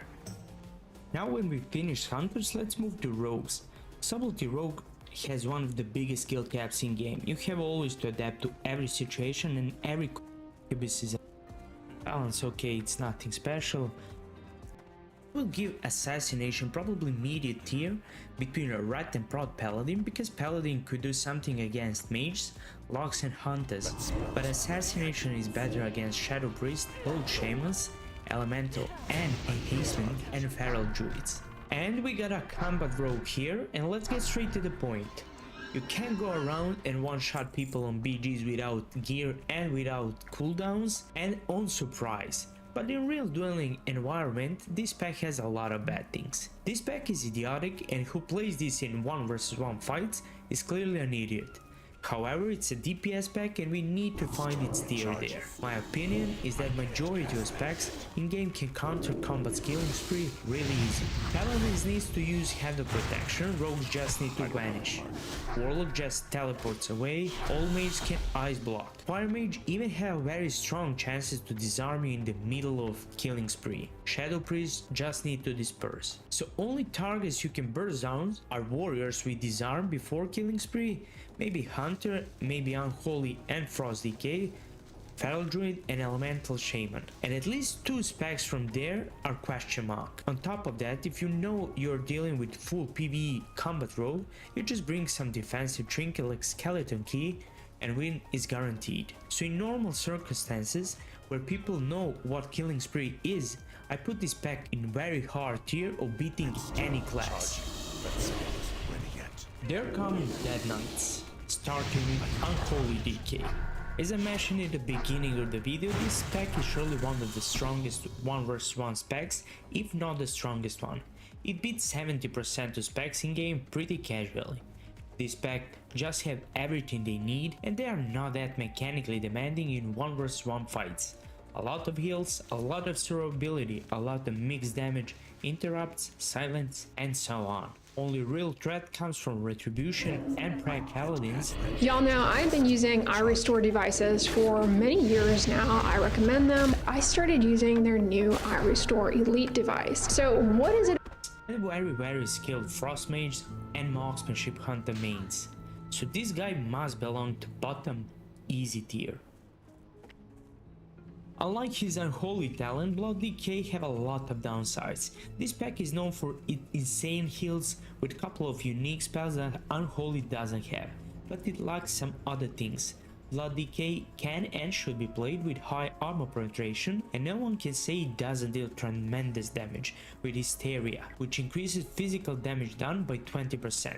But this pack can own warriors and rogues and probably hunters, and they can kill Retribution Paladin in endgame gear, but they lose to a Prag Paladin in my opinion. On the other side, Blood isn't that good dueling spec because it's very easy kiteable. There is no anti-magic zone, in most cases Knowledge Born, because you are specking Unholy talents next to Blood. So this spec loses to almost if not all casters. Whenever Blood uses some huge defensive cooldown, you can just polymorph here, freeze, root, and make a space. It's very hard job killing any middle serious player. So if you play Blood DK, it's far from easy to kill most of the specs. You have just couple of good matchups. My pick for Blood DK would be hard tier, but behind the Arms Warrior. When it comes to Frost DKs, it's a little bit different story from Blood DKs because they have insane bursts with Death Chill and Obliterates even in smaller period of time. If you got very high armor penetration, your damage from Obliterates hits like a truck even on played enemies. Before that, Frost can be played around Strength and Holy Blast.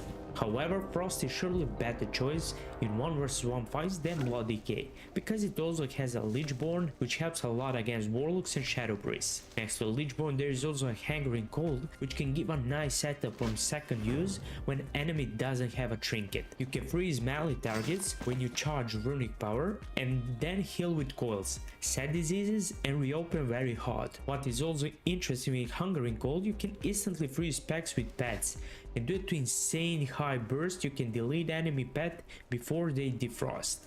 Still, there is no way of beating Frost Mage. Fire Mage has a great CC, but there could be a chance if Lichborn and Strangulate are used wisely against Polymorph. Affliction Warlock is dead meat and Destrolog can be beaten because of insane burst with Death Chill. It is not mechanically demanding spec, and its threat comes from maybe Feral Druid, Frost Mage, Blood DK, Assassination Rogue, Prod Pal and Marksmanship Hunter. On one side, this pack has some counters like I said, but on the other side I think it has potential and dozen of good matchups, so I dare myself to put Frost DK in medium position on the last spot as the easiest one to be decent against all other specs. Almost next to Hunter. Next class is Priest. Only damaging spec is Shadow Priest, and if you follow me from start on my channel, you probably know my thoughts about this one. Surely S tier dueling spec, and also was in my easiest packs video. Shadow Priest simply have very good control through very good shield, heals, very good CC, silence, disarm and 20-second fear and dispels. Can fight both melee and caster enemies equally. It has tons of good matchups, but it clearly isn't in the same bracket as Unholy DK. Priest has some hard enemies like Unholy DK, Frost Mage, Enhancement Shaman and Feral Druid, and Destro could be problem too. Still, there are a couple of not that easy matchups, but good priests should more or less beat others. Mechanically, I still say this is the least demanding spec among casters, and it's very accessible for beginners. So I would put Shadow Priest in medium easy tier with Marksmanship Hunter, and I think they are both more or less very good in majority of.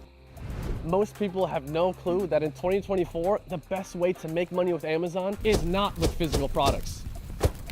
It's Amazon's other company, Audible.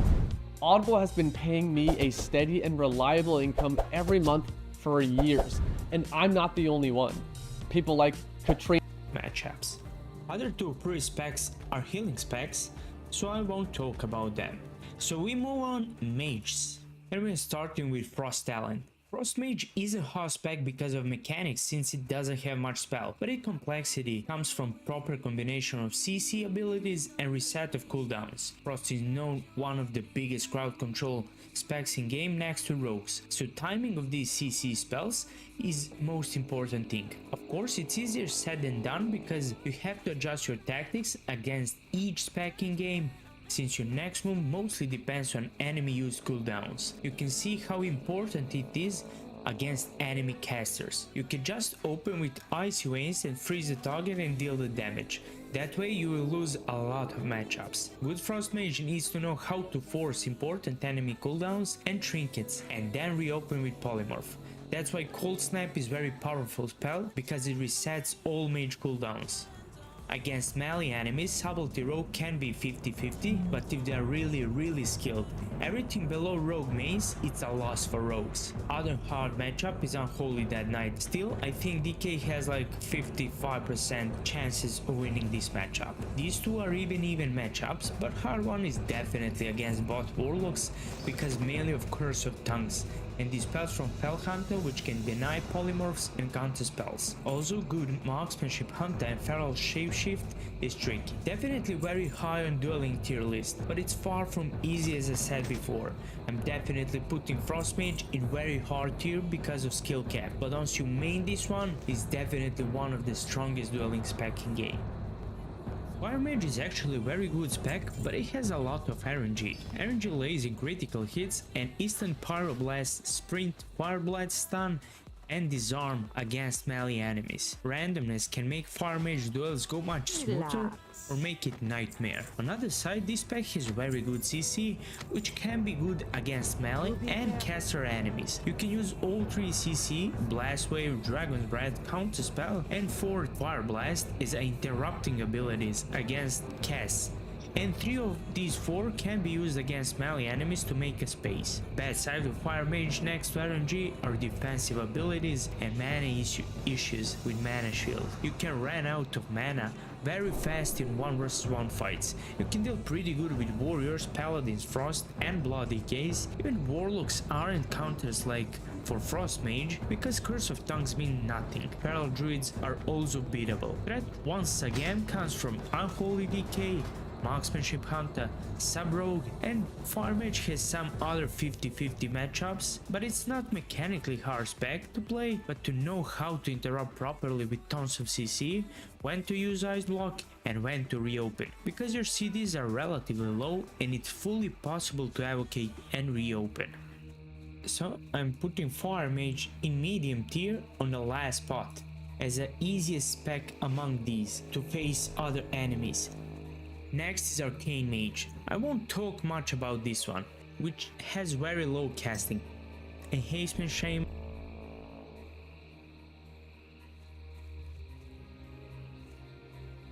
and Prod Paladins and Warriors. And that's pretty much it. I'm giving balance, and we made it to the last class, and that class is a Warlock. Destruction Warlock is, in my opinion, one of the most complete specs for duels among casters and in general. There are Shadow Fury Stun, which is not that long, but it's enough to make a difference and give you free cast on one spell. That's a huge thing because you can chain it with Fear, and that way it's almost guaranteed force of enemy trinket, or you're allowed to make a full DPS rotation, which is huge. It has a ton of good matchups, and I see actual threat counts for just few specs, like Unholy Decay, maybe Affliction Warlock. I'm not sure about that, because I never seen two top Destro and Affliction Warlock dueling each other. Enchantment Shaman, Marksmanship Hunter, if it's very good, and that's pretty much it. Insane control through Fear, Stun, Coil, Silence from Pet, even Dispel from Pet is a huge thing against all casters, which can fully remove Silence from Priest, or Poly from Mage, or Fear from other Warlock, and so on. There is no way not to mention Curse of Tongues, which pretty much kills all casters itself. Mechanically can be a little tough because you need to position your pet properly with. Hey guys, did you know some drivers are ditching their car insurance and they're doing this instead? Follow, stay, and move commands. To dispel properly, silence, watch out for diminishing returns, but in general not too hard. Tactics and use of cooldowns are more important things. So basically, if you play this spec, surely it won't be difficult to deal with majority of specs, melee and casters, because of variety of pets. If there wasn't worries about pet control, I would maybe put Destro in easy tier, not because it's that easy to play, but because I truly think it's extremely powerful and have that possibility of killing all specs. But for now, I'm giving it medium easy tier. Other Warlock talent is Affliction. It is damage over time version of Warlock. There are opinions that Affliction is better than Destruction Warlock in duels, but I don't think so. I think that Destruction has less bad or hard matchups than Affliction. This pack could have problems with Subtlety Rogue and Assassination Rogue, Frost Decay, maybe Prot Warrior with a lot of CC and interrupts on Drain Life, maybe Shadow Priest, Unholy Decay, Enhancement Shaman. Still, it does good against Warriors and Paladins, since Paladins doesn't have interrupt against Drain Life, and there is also a risk of dispelling Unstable Affliction, which silences and deals around 7k damage. On the other side, Affliction has very good sustain and heal without actual heal casts. This pack hunters Frost Mage very hard and can fight to Shadow Priest to 50-50 matchups, but I would still give a Priest slightly more chances of winning. However, it sucks hard against rogues and not so much of a challenge for DKs and Ferals. That's where Destruction Warlock shines better and have much more chances of winning. Overall, it's a great spec, not dubbed, because it can fight most of casters and melees easily, but it has a couple of unbeatable matchups like I mentioned earlier. With all that being said, I'm putting Affliction Warlock in a medium easy after Hunter. I have very low playtime on Demonology Warlock, and I actually don't know much about this pack, but what I've seen, they probably can't win any caster, DK, Paladin, so probably they can maybe face rogues and warriors. I'm giving this pack very hard tier, almost not viable in my opinion. Now when we finish the list, let's give a conclusion and see if there is a room for some changes. For example, Subtlety Rogue could maybe go one tier below, same as Beast Mastery Hunter because it's mechanically brain dead, and Marksmanship Hunter could maybe go one tier above like I've been mentioning. However, very hard and hard tiers in general represents specs that are either bad at dueling or too complex with high skill caps like Subtlety Rogue, Frost Mage, Feral Druid and Arms Warrior. Medium tier in the middle represents more or less specs that are meh, not good, not bad, with some impossible mashups but still decent. And bottom two tiers are very good dueling specs which are on the first place strong and that allows them to beat others much easier. Still, Hunter needs mechanical practice with a lot of microplay improvements to be very good. Just Unholy DK stands alone in the bottom like most powerful and not high-spec in duels. And with this conclusion I am finishing this video. I really hope you enjoyed it, and if you that are either bad at dueling or too complex with high skill caps like Subtlety.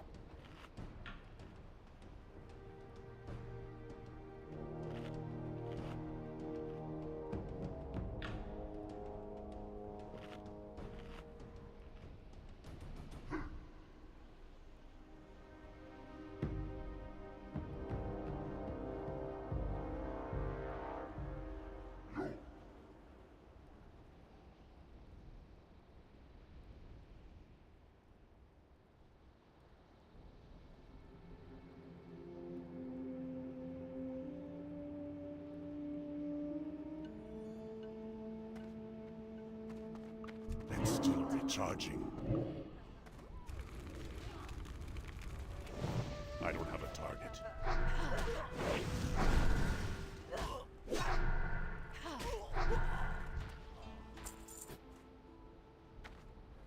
I can't cast that yet. That spell isn't ready yet. I need a target.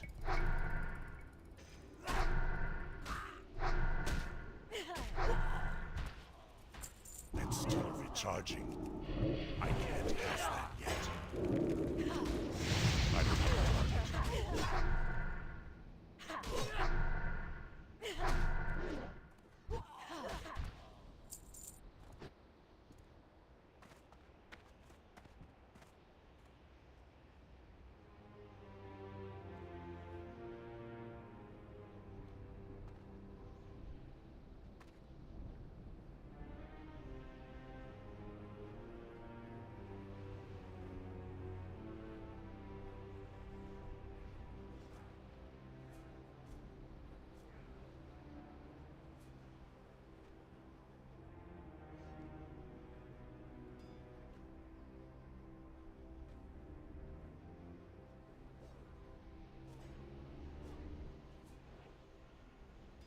No matter what type of severe asthma you have, Tespire can help you have fewer attacks and relieve your asthma.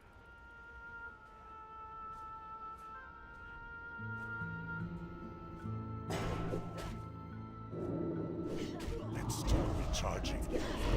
That spell isn't ready yet. I need a target.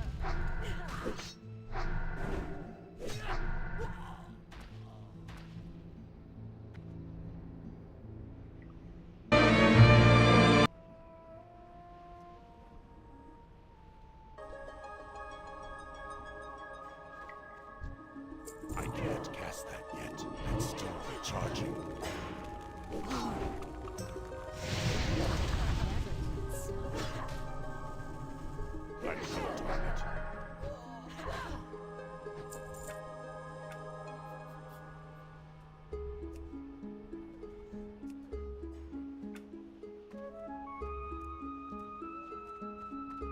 That spell isn't ready yet. I need a target.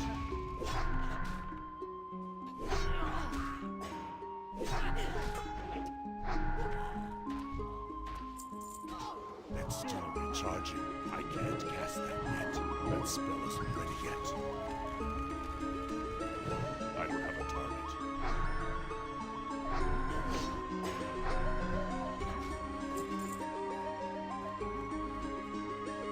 It's still recharging. I can't cast that yet. I need a target.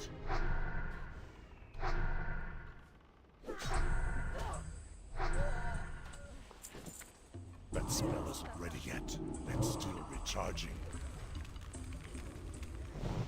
I don't have a target.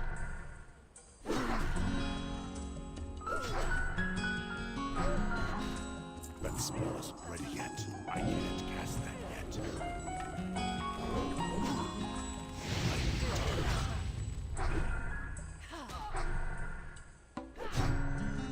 That spell isn't ready yet. It's still recharging.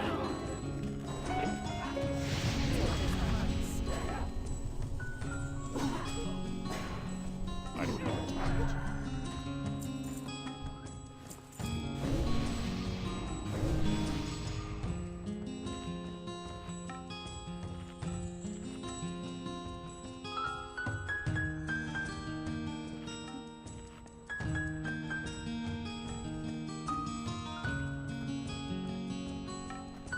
I can't cast that yet.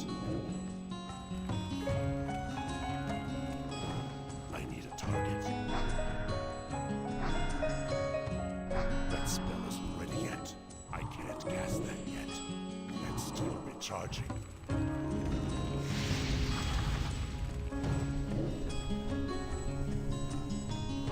I don't have a target. I need a target. That spell isn't ready yet. I need to get closer. I don't have a target.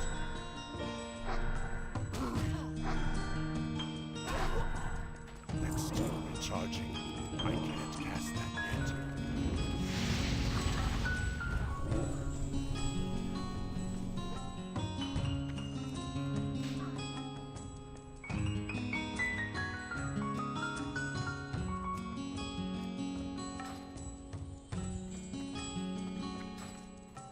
That spell isn't ready yet.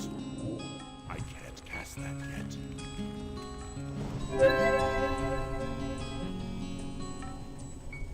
I need a target.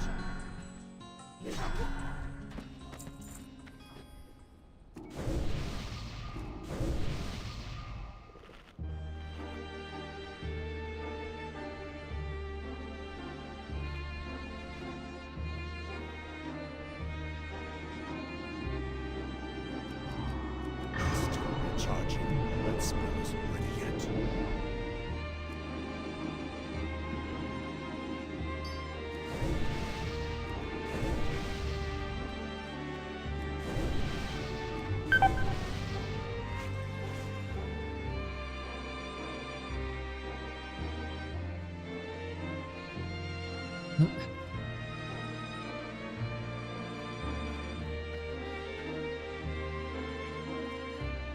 I'm out of range. I can't cast that yet.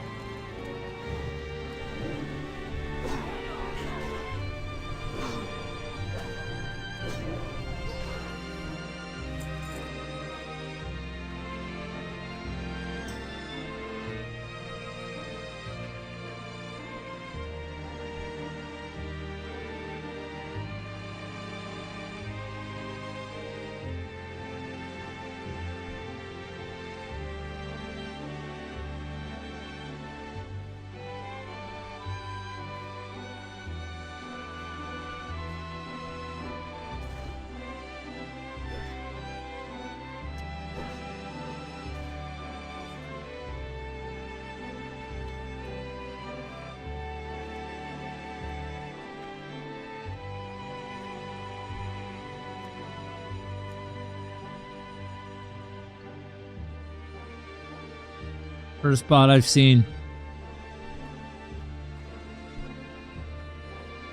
And still recharging. That spell isn't ready yet. And still recharging.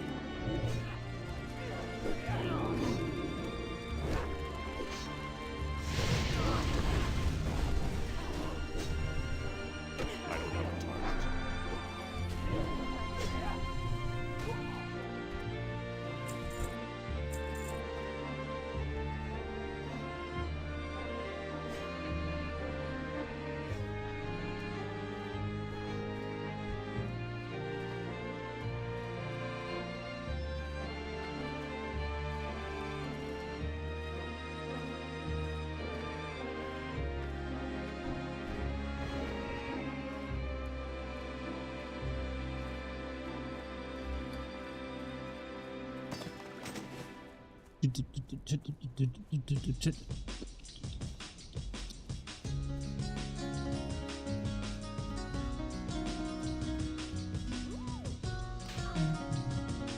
Dare you to do it? Do you think just because Twitch chat dares me to do something stupid and harmful to myself that I'm just gonna do it like some puppet? You're right. Let me pick up the loot and I'll do it. Okay, let's see how much loot is on the ground. Ready? Here we go.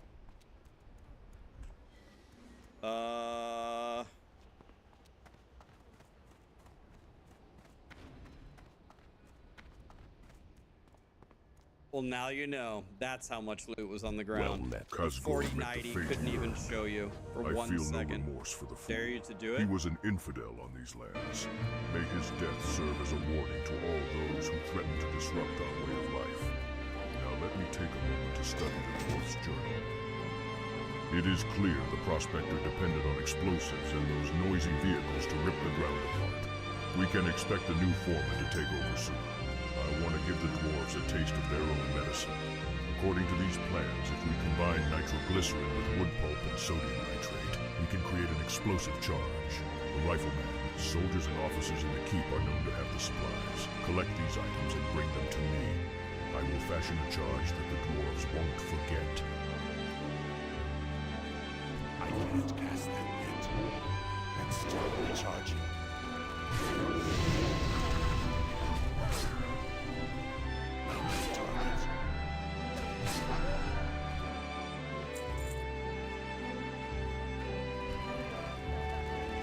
That spell isn't ready yet. I don't have a target.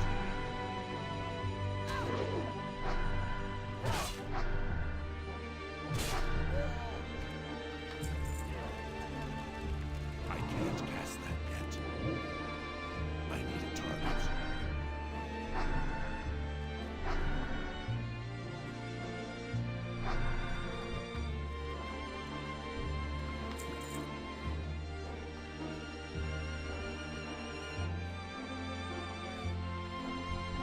It's too far away. It's still recharging. I don't have a target.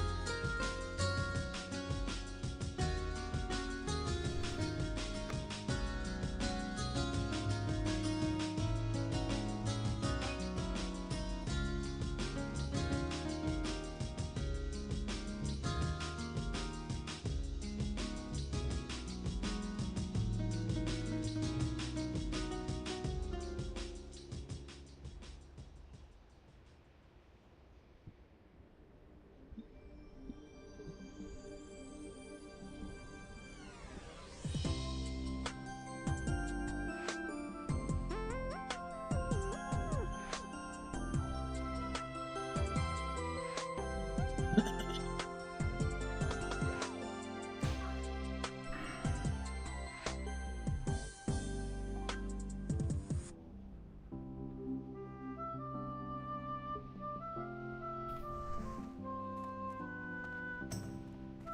can't cast that yet. That spell isn't ready yet. I don't have a target.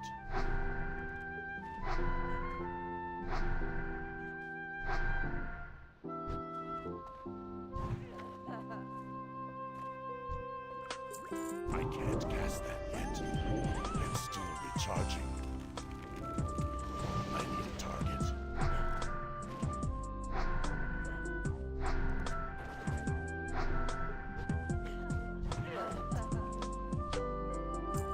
That spell isn't ready yet.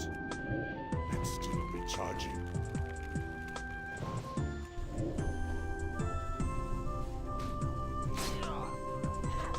I don't have a target.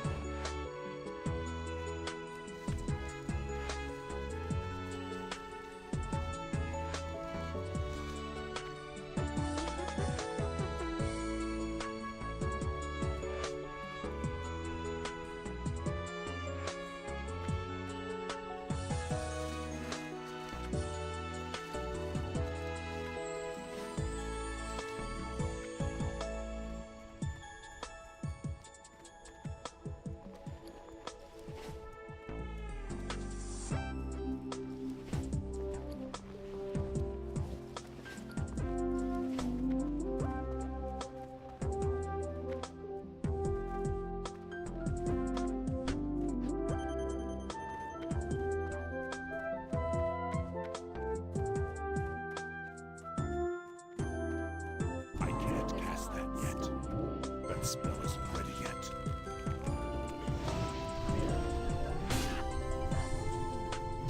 I need a target.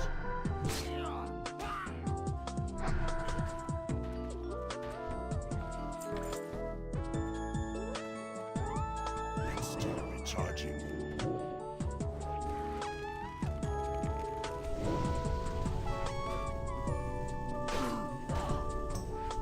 I don't have a target.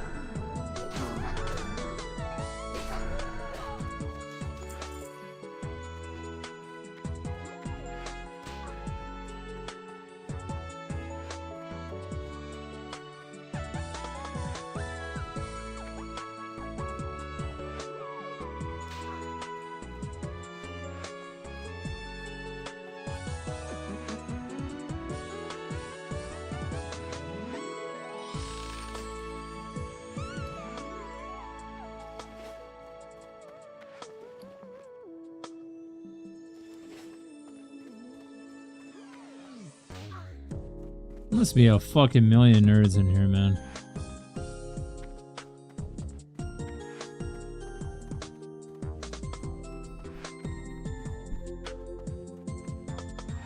Gotta be.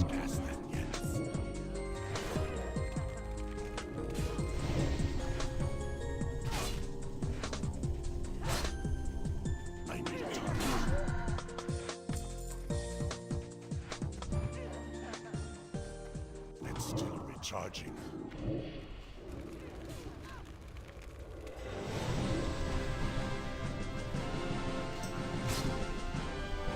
I don't have a target. That spell isn't ready yet. I need a target.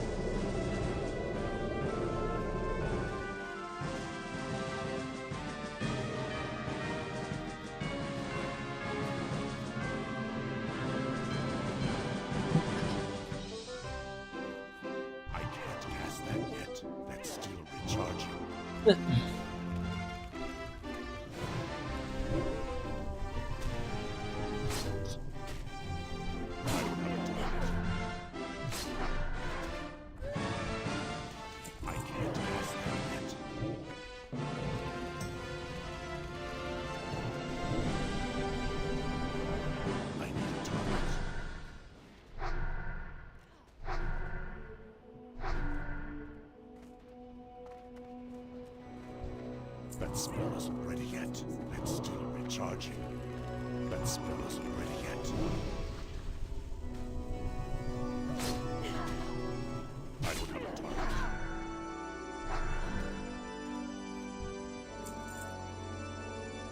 I can't attack that target. I can't cast that yet. That spell isn't ready yet.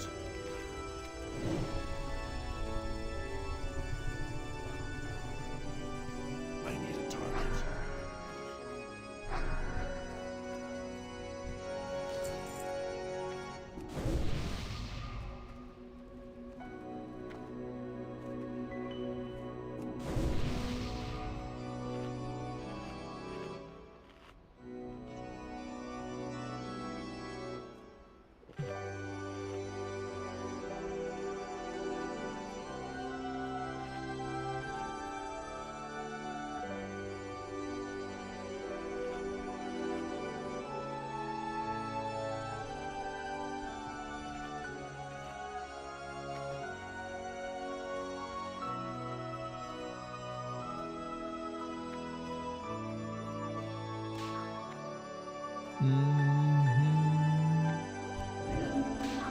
It's still recharging.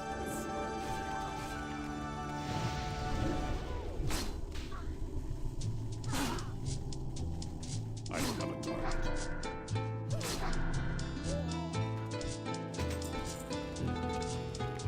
I can't cast that yet.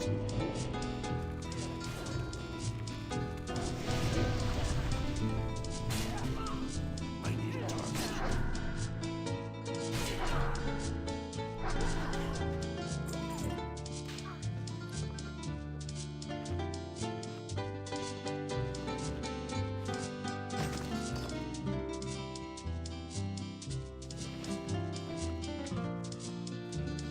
That spell isn't ready yet.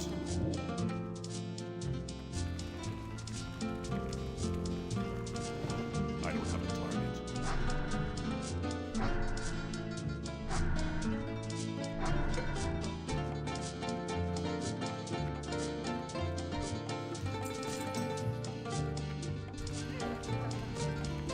It's still recharging. I need a target.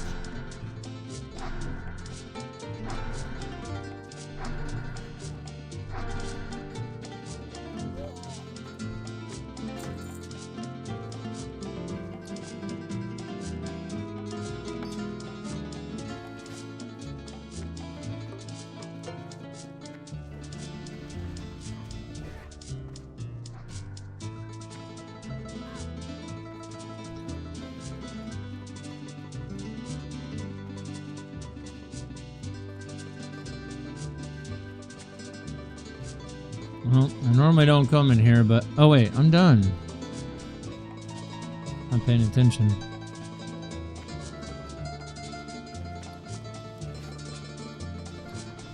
What I was gonna say is I normally don't go deep in there, but...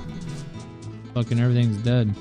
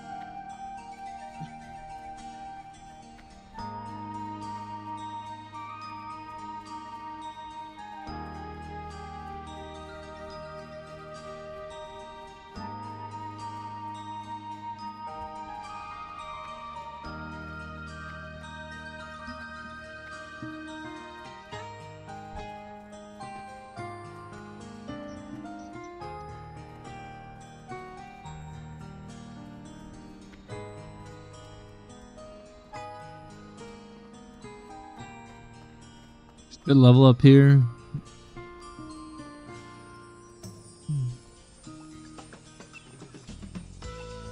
Ganon. I'm Ganon.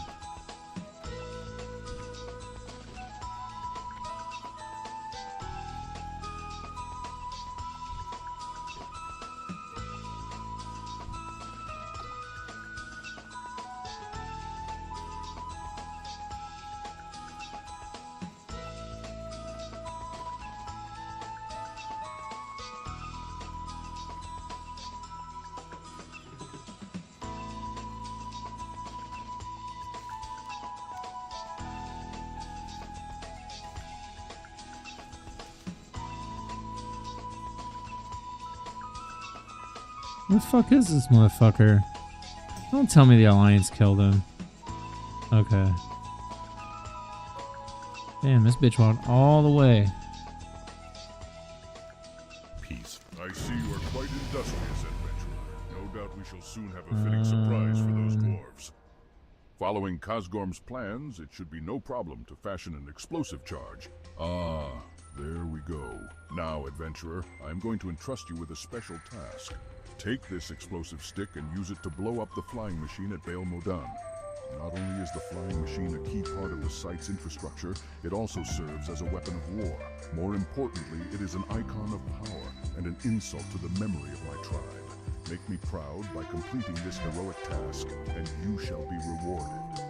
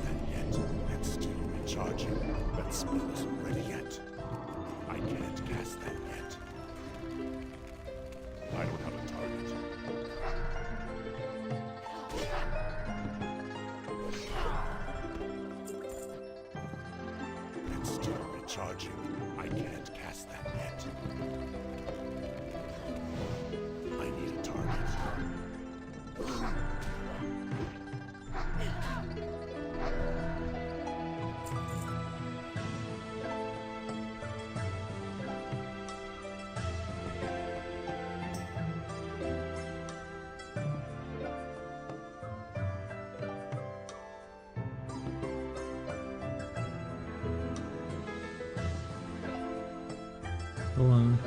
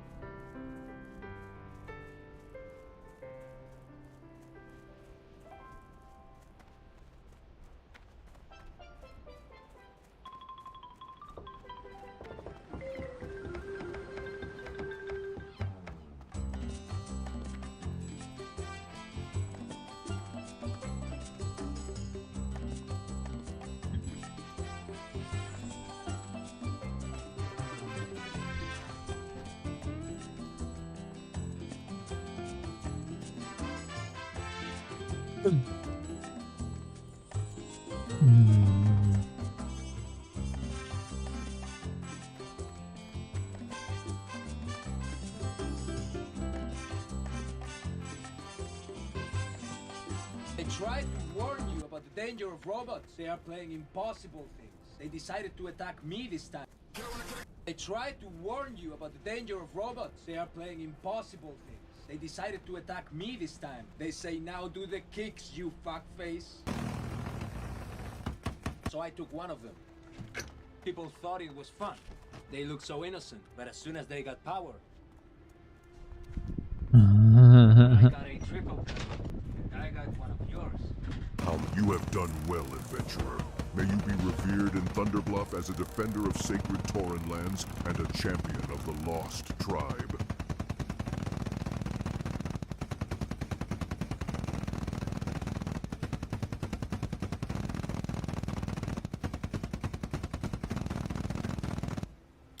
And here's a challenge for you.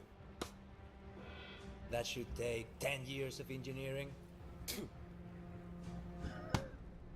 What?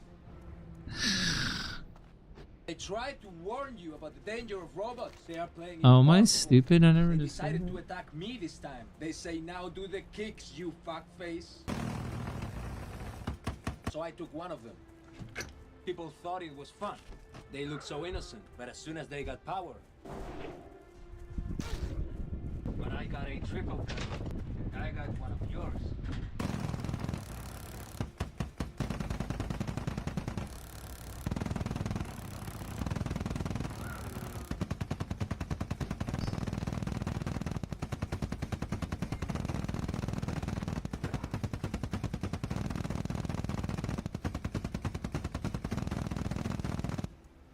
And here's a challenge for you.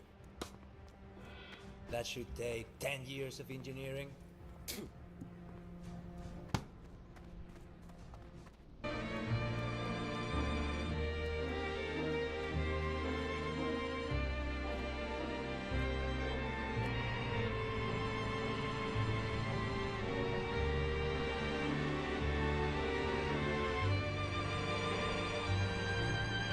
Couldn't resist.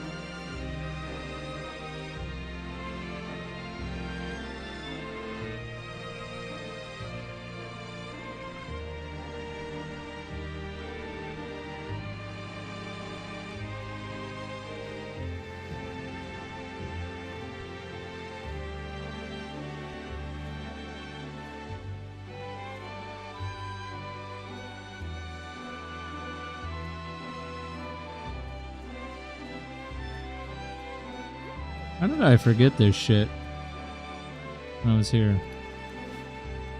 What is this?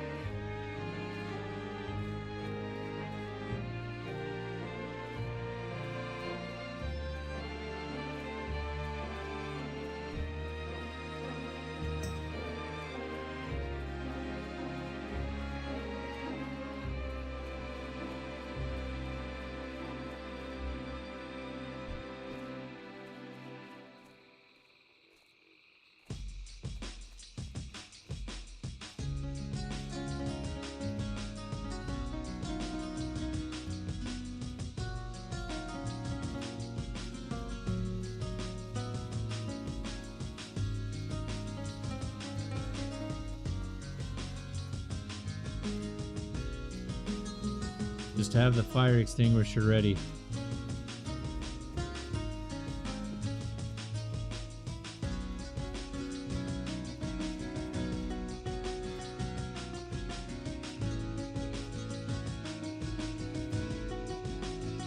Where would you like to fly to? Go.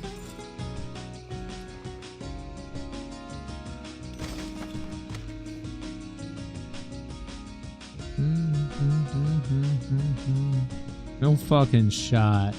Maybe. I'm gonna try to sell it on the auction house.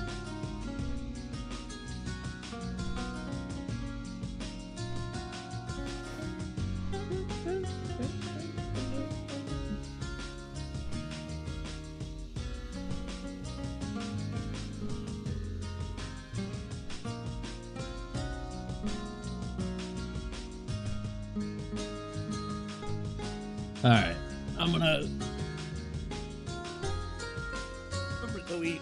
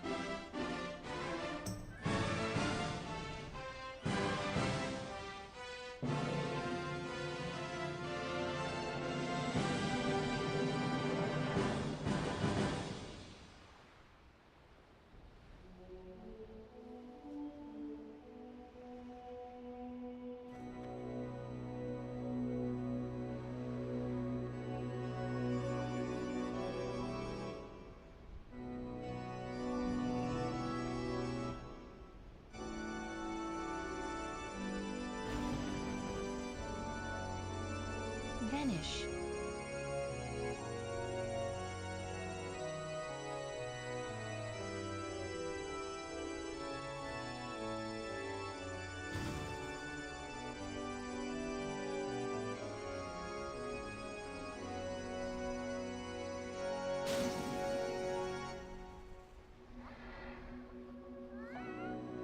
Poly down.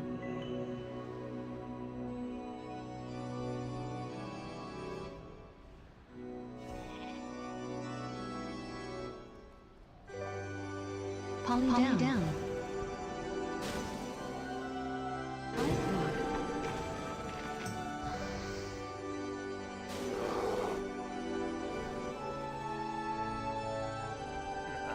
Ice locked down.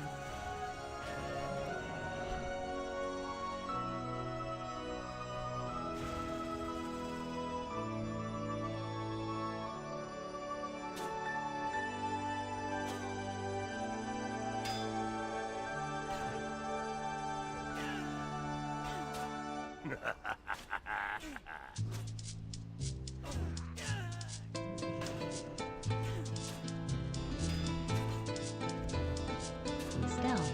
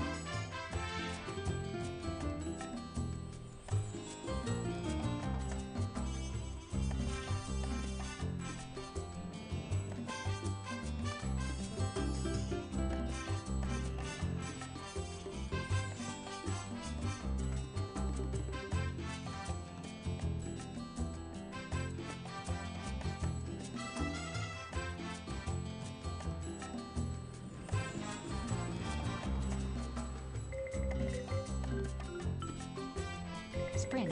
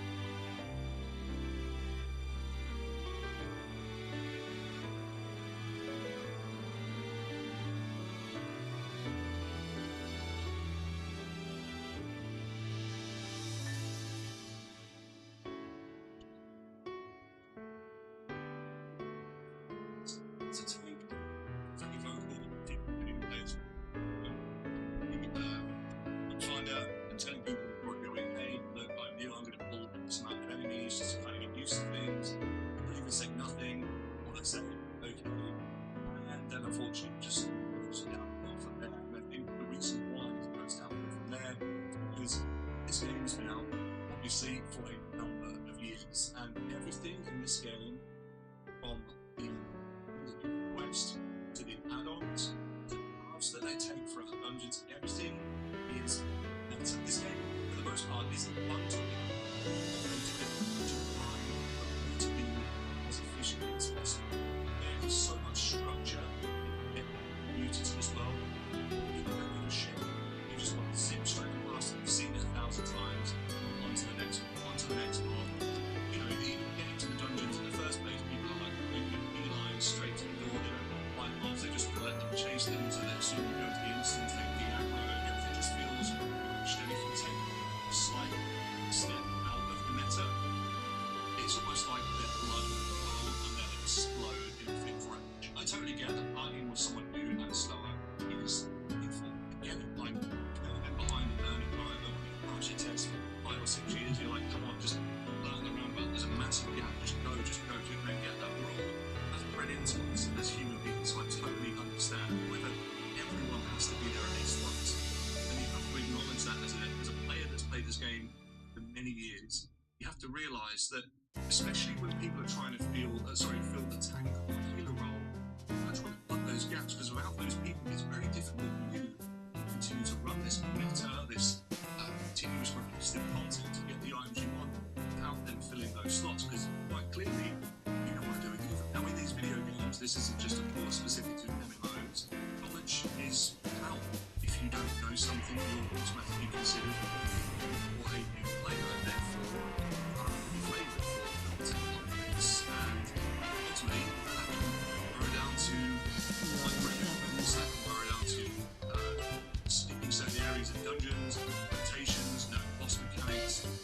A lot of this speeds things up considerably, so I can, to an extent, understand the want to have that information. Now, within my short time to which, as I said, I made very apparent, I thought during this break, I have been called dressed in kinds of crazy shit, and that can just boil down from just stuff, not going at someone's pace. For example, it could be really stupid as, like, why the fuck are you not using a two-hander as a warrior? I got the best deal anywhere! Enjoy the aesthetic of a axe and shield. I don't always want to use a two-hander. At later levels, when you get swirling strikes and some of the more efficient abilities, is it better? Yeah, I mean, it probably is. It might be better at lower levels, but this is an MMO, this is an RPG. I want to play the way I want. I want my character to look the way. I don't want everything to be better. You know, I've had people when I've joined instances and we've fought the first 3 mobs that have just said, hurry the fuck up, I'm dying in the water, like 2 minutes into the dungeon. And then you get people that are like, can you slow down? And what I've done is pulled like 2 mobs. And it's like, why are we not killing those enemies over there? Why are we not killing all of them? And then you get people that are like, why are we killing all of them? Like, people, just for example, I don't call you names out, but you seem to be fucking plague. You'll just pull everything, aggro everything, even with your ones with them at a distance. You realise that actually as a low level tank, you can't really keep all the aggro, because then you'll just die. And I'm like, well, sorry, but I mean, if that's what you're going to do, then surely that's on you, but apparently then it's my fault. Or then the healer's like, got to go out of their way to try and heal you, and it just creates this just crazy dynamic, dude. Like, it is just mind-blowing. As a new player to this game, one thing that I've always been told is that Horde can't break with Alliance, which is fairly common knowledge. And I remember joining a group, we were doing whaling calends, and there was a player in our party, and it said, like, human priest, and I was like, I'm so confused by this. There's a troll, there's 3 orcs, like, how is there a human here? I'm like, typing away to these people, like, how comes an alliance? My brother sent you, did he? Then you must have proven yourself to him. If you have earned the respect of Yorn, then you have my respect as well. Are you ready to tread farther down the hunter's path? This undead has, like, changed its appearance. It's got some sort of, like, disguise on or something. I'd like to know that, dude. I was getting flayed, not knowing. It's like, dude, how could you possibly not know that was what's going on? And I was sitting back and I was like, I'm not even that limited by to me, like the dungeon with the two people that enjoys of playing patterns at this point, and people are just going in on me for just not knowing something, as if I'm some sort of Wikipedia, a walking Wikipedia of World of Warcraft. When I was on my druid, I had people that would like whisper me to like join a group, and like as soon as you basically tell them that you're not healing, and you'd be like, you get messages like, "Why are you tanking as a bear?" Like, just roll a warrior and get good. And I'm like, there is such a shortage of people. Jokes on them. Bear druids are actually fucking good at tanking. People are just bad and retarded. Unfortunately, that seems to be such a rare commodity because time and patience just is not something that's shared in this game, or at least it doesn't seem that way. I'm sure many of the decent people out there are already in guilds or some sort of Discord, and they're just going about today. They're not even interacting or expecting.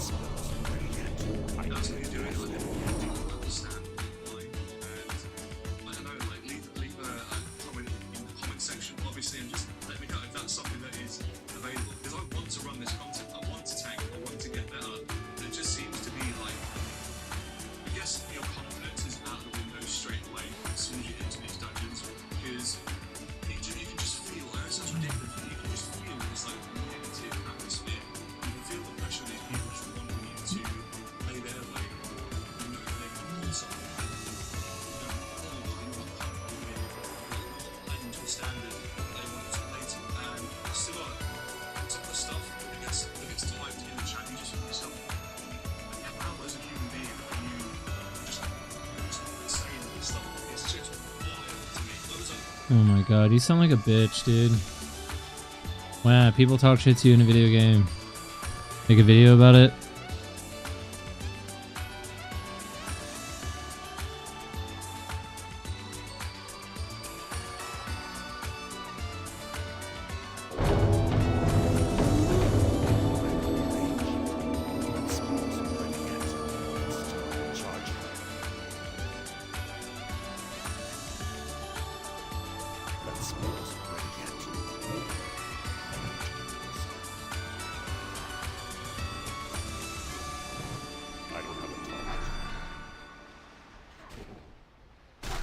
God dang, that thing ugly.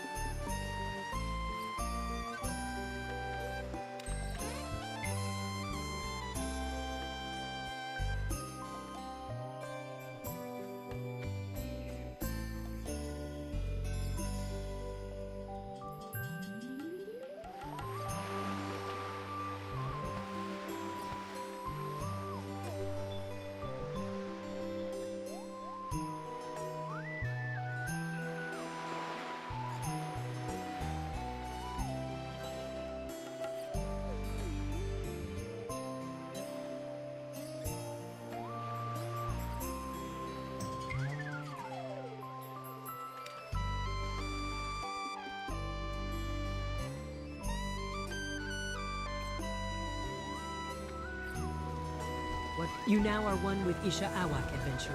His spirit is with you. He lurks in your eyes, eyes that one day will learn to see.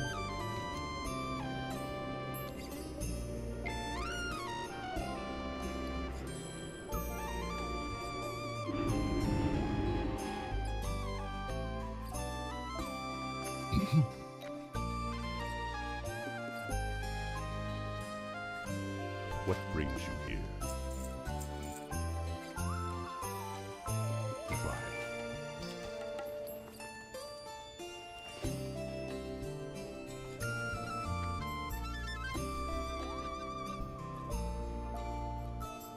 Speak. Excellent. Excellent specimens indeed.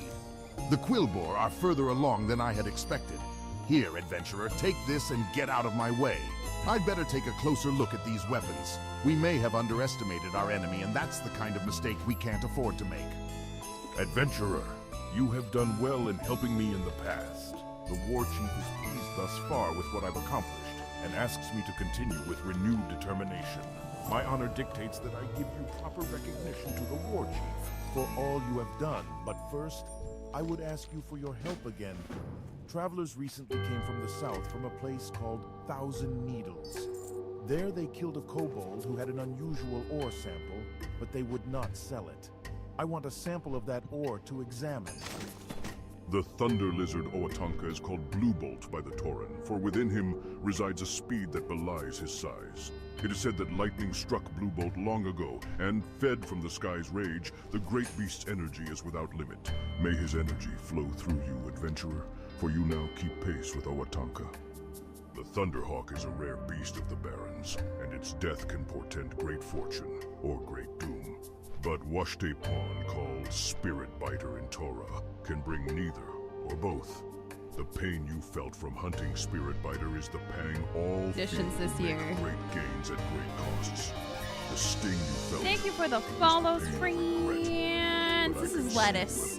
Lettuce likes long. You have learned that regret turns to wisdom, and that through pain one gains strength. You have learned much, adventurer. Oh, shit. I'm dead. I'm dead.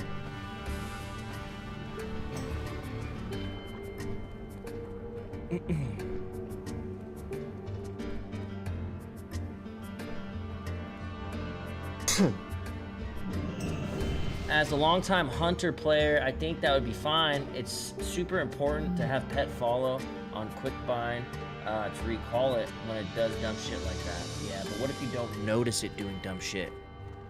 That's the problem. Welcome right? to the Crossroads. My big problem was there, My name right is there, was Thork. that I didn't I notice lead the his dumb defenses shit either. here in the right? name of the war chief. Please feel free to make yourself at home. As I long would as have you mind your noticed, we'd have business, been fine. no one should have any problem with I you taking simply up did some not. space. There are many threats to Dude, our I don't safety need here. fucking 40 If you've damage already counters, become bro. familiar with the lay of the Yeah, land, there's no speak to the reason. others here. Perhaps they have tasks No for you reason to for do. 40 damage spiders. You found the Razormane leader and killed him yourself, adventurer? Amazing. I am without words, but that Okay, does so not the mean quests I am I'm without looking for, thanks. SFK The people of the quests. Crossroads would do well to respect your strength, I must admit. I thought the leader of these raids on our supply lines was another Quillbore. Thank you again, adventurer. You please me, adventurer. I think that's the The only eggs one. and the tool, well done. And for your reward. Okay. Resist. When a sportsbook app is so clean and easy to use, you don't need a superstar telling you how to bet. So what am I doing here then? All you need is a gut feeling. Yeah, I'm feeling that. The sportsbook for every kind of player. Hard rock bet. Roll with My us. wind riders are trained to fly 2024 was quickly an through the iconic hot year. barrens It air. all started with a little TikTok. You helped launch new authors, and even got us back into bookstores. You were the reason artists blew up and sparked whole movements. This year you laughed, yapped, and connected on here and in the real world. Very demure. Because one little TikTok can spark a really big impact. Oh, too early of a roll. Fuck. Good thing I was full health, though. The left one, like, has... No, it doesn't look any... Ah, this is a waste of time, bro. Okay, 3, 2, 1. Alright. Counting for no one. Oh, I'm so much danger. Slow attacks. Oh, yeah. Yep. I'm alive, though. Hard alive. Hard alive.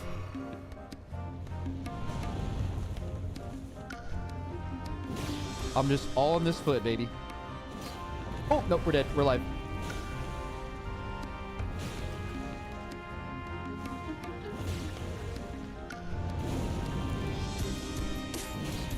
Please, just fucking...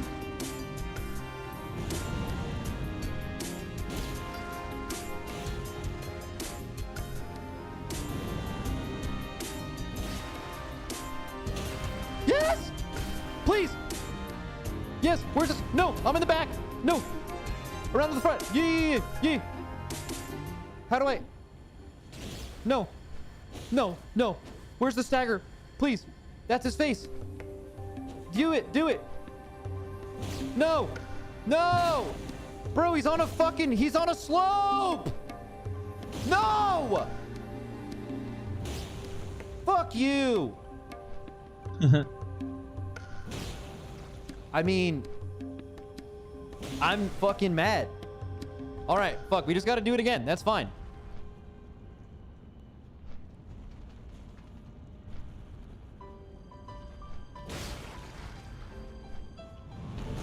No way! Oh, no what? Way. No way! I'm gonna burn. I'm mad. Okay, whatever. Whatever, man. Only 70% HP left? That's not... Okay, I could be wrong, but I feel like I got him a little lower than that, because if I actually was able to, like, hit his head... Like, you know how this game does, like, a little animation when you stagger people and you can, like, do a little finisher on them? I feel like if I would have been able to do that, I would have hit him real hard.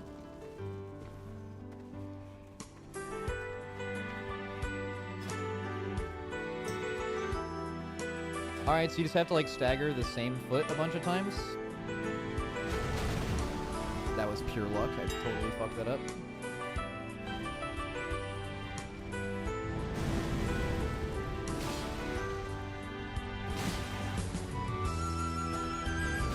Oh, okay, yeah, I saw that as well, so that was good. So I saw it too, so. Oh, yeah, this is good. Don't grab me. 1, 2, 3. All right, needs stamina again. He's gonna double jump. And... okay. Oh, he killed some enemies. Free souls. 1 stagger. Oh, he's mad. Or he's standing still forever. Oh, bad. Oh, so bad. I'm dead. Yeah, okay, GG. Fuck.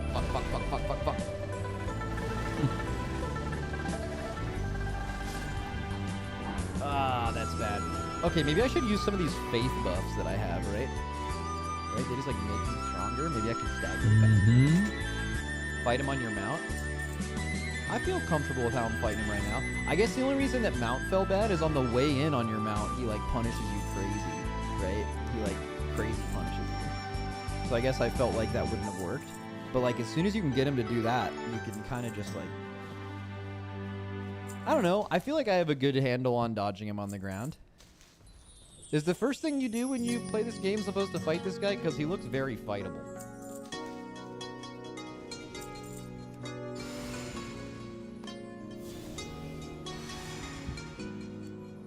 Alright, well I don't have enough to buff anymore, so...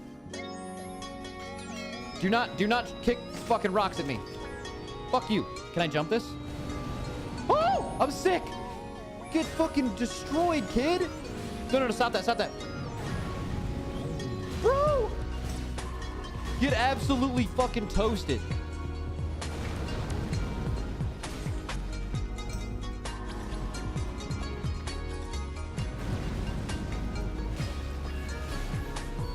Stagger!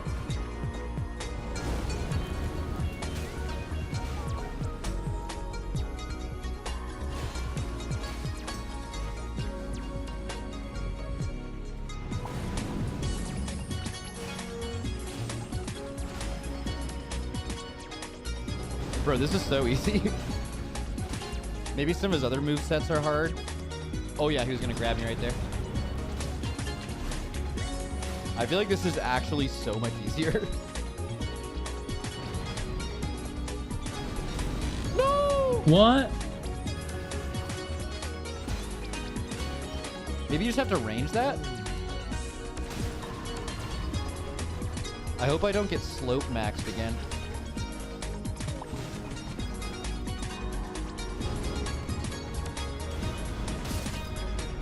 Okay, horse is dead. Got it. Cool, cool, cool. It's whatever. It's whatever. I'll just die then. I think this was the one I was hitting. Oh, cool. He was doing something there, so that's good. You know enough to be dangerous, but you still look like you need training to be adventurer. Vanish. Oh, I just hit nothing. I hit nothing again. Oh my god. Wow, my timing is so off.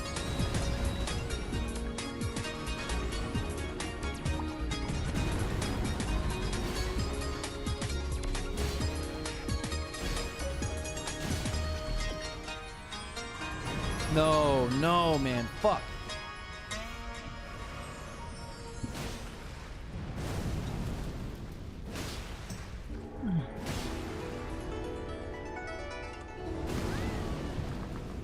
I should have You changed know targets. enough to be dangerous, but you still look like you need training to be adventurous. No! Want to make your demons more powerful? It'll cost you, but you've come to the right place. Max, remember you have leg iframes when you jump.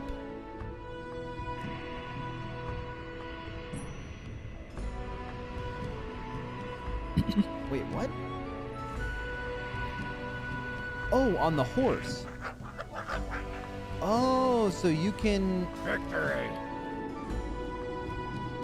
Okay. Want to make your Like, demons you don't, more you powerful? literally don't It'll have cost you, iframes, but you've come to the right place. You can jump his stomp.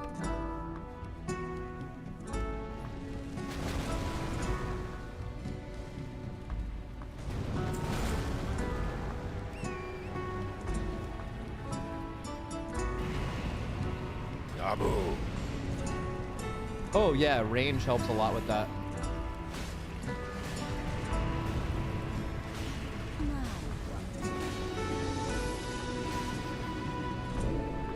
Want to make your demons more powerful?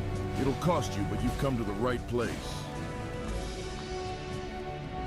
Jumped so early, I got so lucky. I could have buffed myself, huh?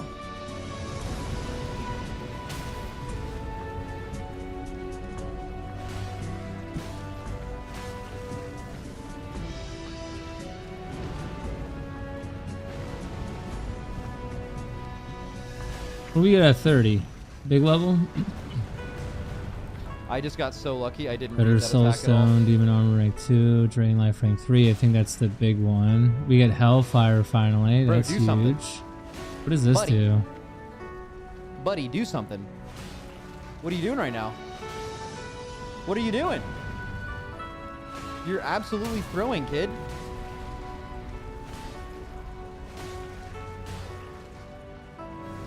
Oh, no, no, no, no, no, no, no, no, no, you're not throwing. You're not throwing. Oh! Okay. Fuck, he fucking stomped me. Please don't stop me again. Please don't stop me. He's double stomping. That was actually sick. No! Oh my god, he actually was like a foot from grabbing me right there.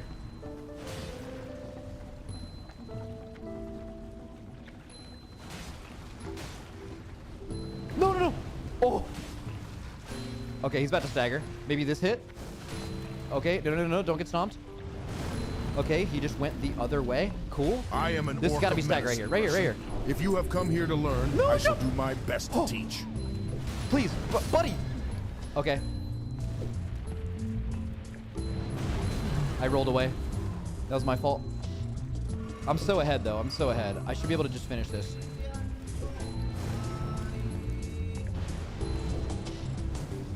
Okay, that somehow worked. Don't kick me. Fuck you. Okay.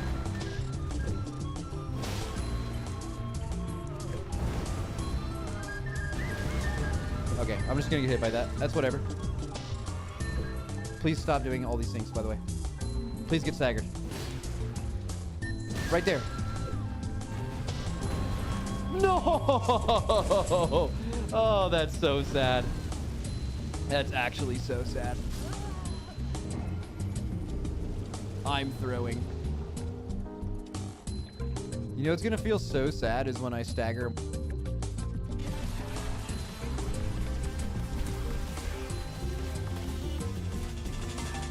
You have two 60s on hardcore or on the PvP? Yeah, that's crazy.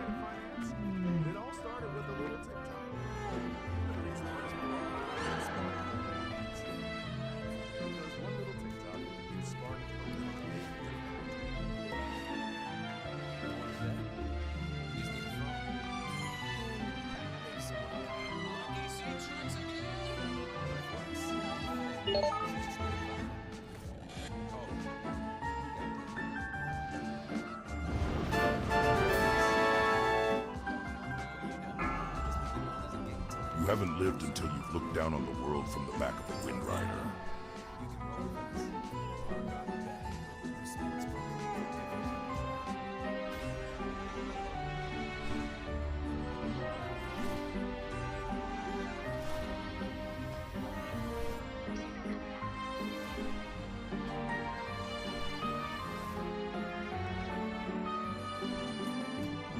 How many fucking ads?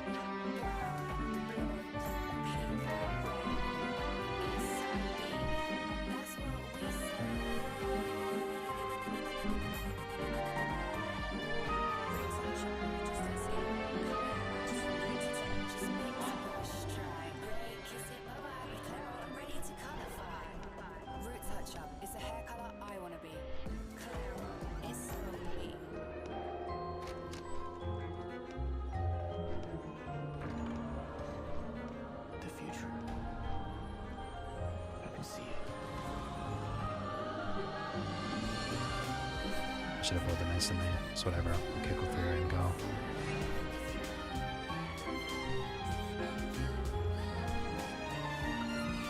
Wow, Lord.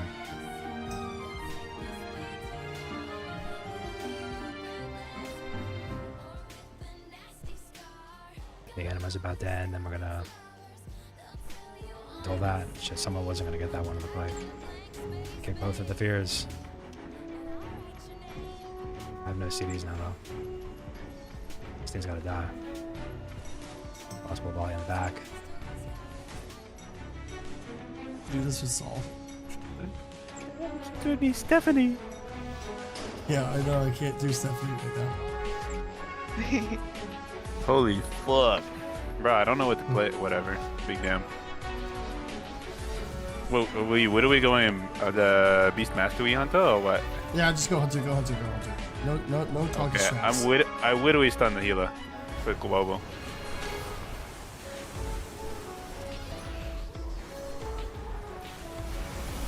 You smell cherry. Everything.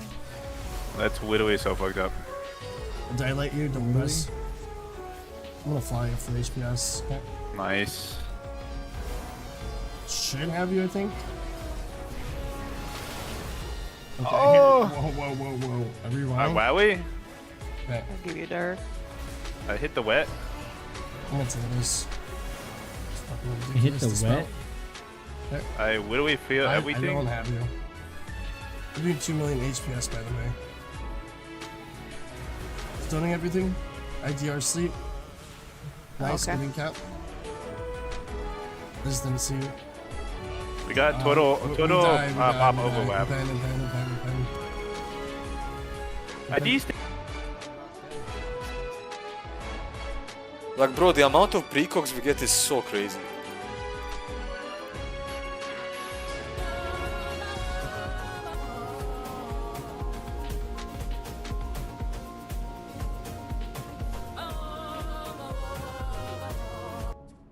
Okay, I'm just gonna. Okay, I won't be able to read anyone's messages for like a little bit. Okay, while we do this, but just know that I'll read everything when we get back. Hold up. Put the sound output in the browser. How about I No. just sit here and read everything that people say? The browser is gonna.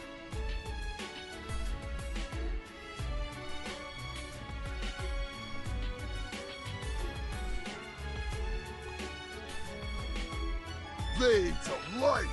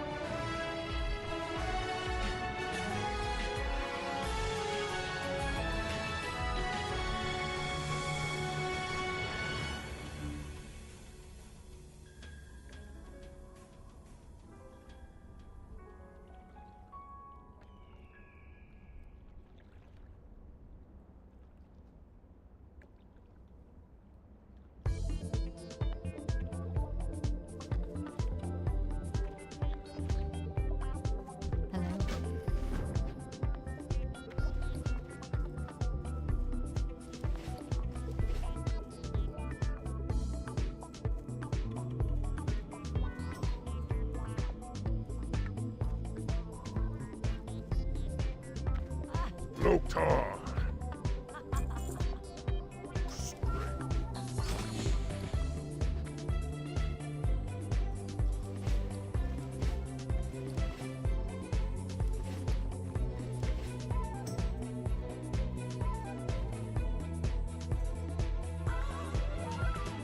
You wish to speak.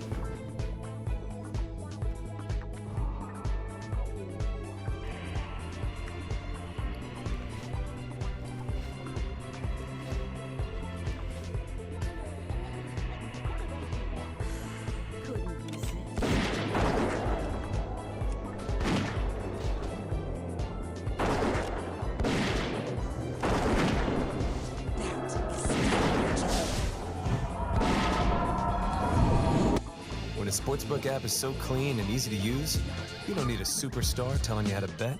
So what am I doing here then? Or anyone for that matter. Nope. All you need is a gut feeling. Yeah, we got that. Or any feeling. Yeah, I'm feeling it.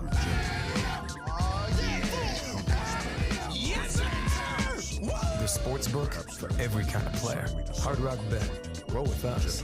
It's the perfect timing. You see the man shining.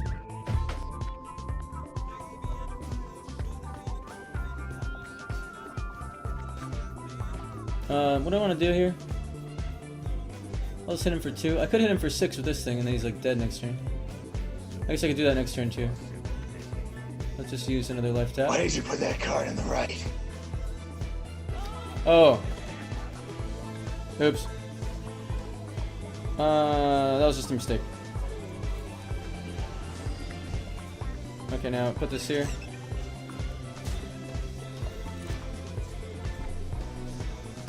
I could have given this guy 1-1. Don't worry, this guy has bigger fish to fry. He's fucked.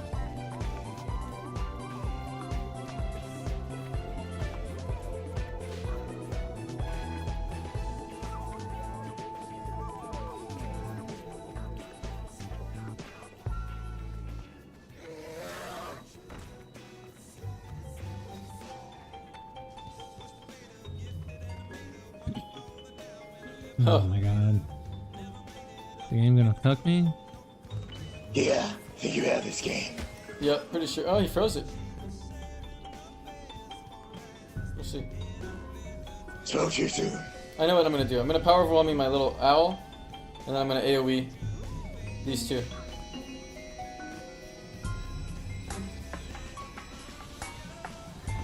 Tom just loves cooking. Alright. If he's stream sniping, he's gonna kill the owl.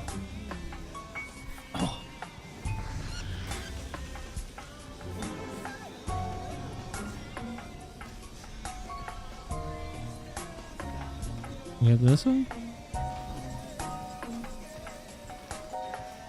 Fuck you. Fuck you killing my owl. Now, look, I don't care.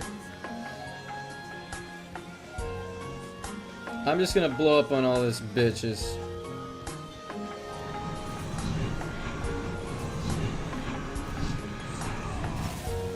Peace.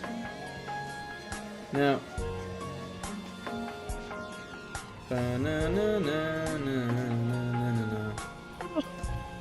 Tap.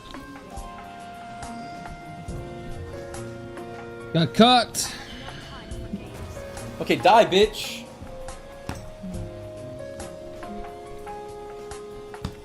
Try and knife him? I don't have to. I'm actually almost got the Xenon out because I'm pretty hurt.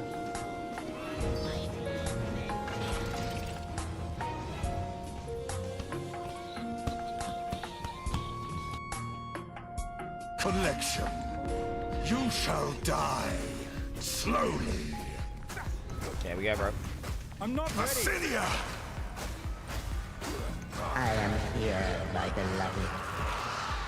I am here. Your name has long been maligned in Argemetry.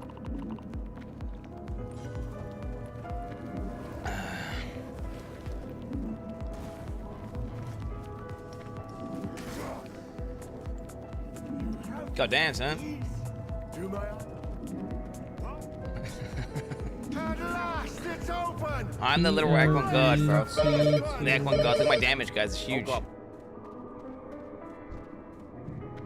Where you at? Oh, fuck. Could have killed you. Oh well.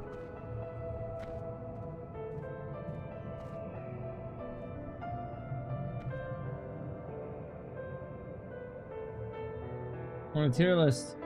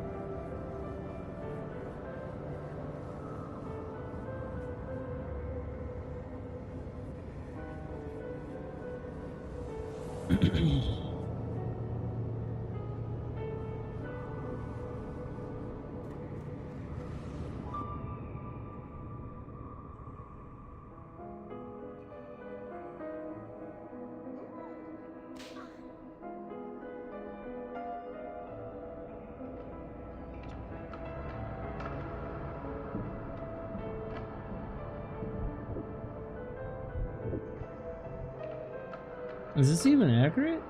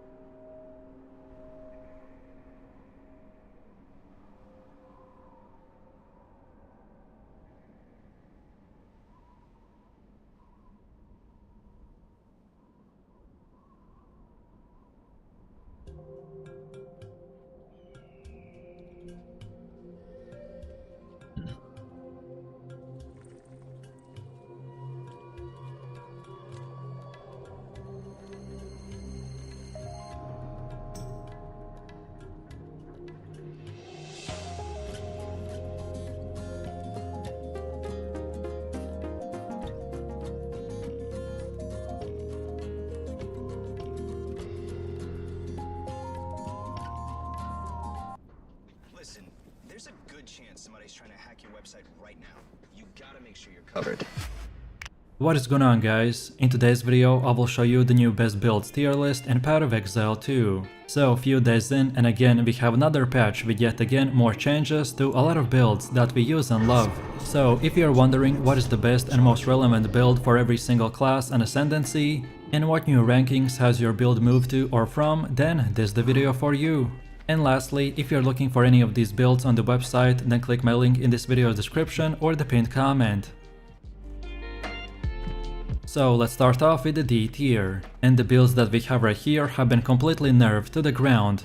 And for the one and only, we have Divine Arrow Mercenary. One day developers woke up and said that they don't like poison damage builds, so they completely nerfed them. This build used to leverage the scaling of the gem levels. At level 40 you could deal about 700,000 damage over time. This was also an insanely expensive build, because you would have gained approximately 50% more damage per each level. But now all of this is gone, and for my mercenary players I recommend to switch to the grenade based builds.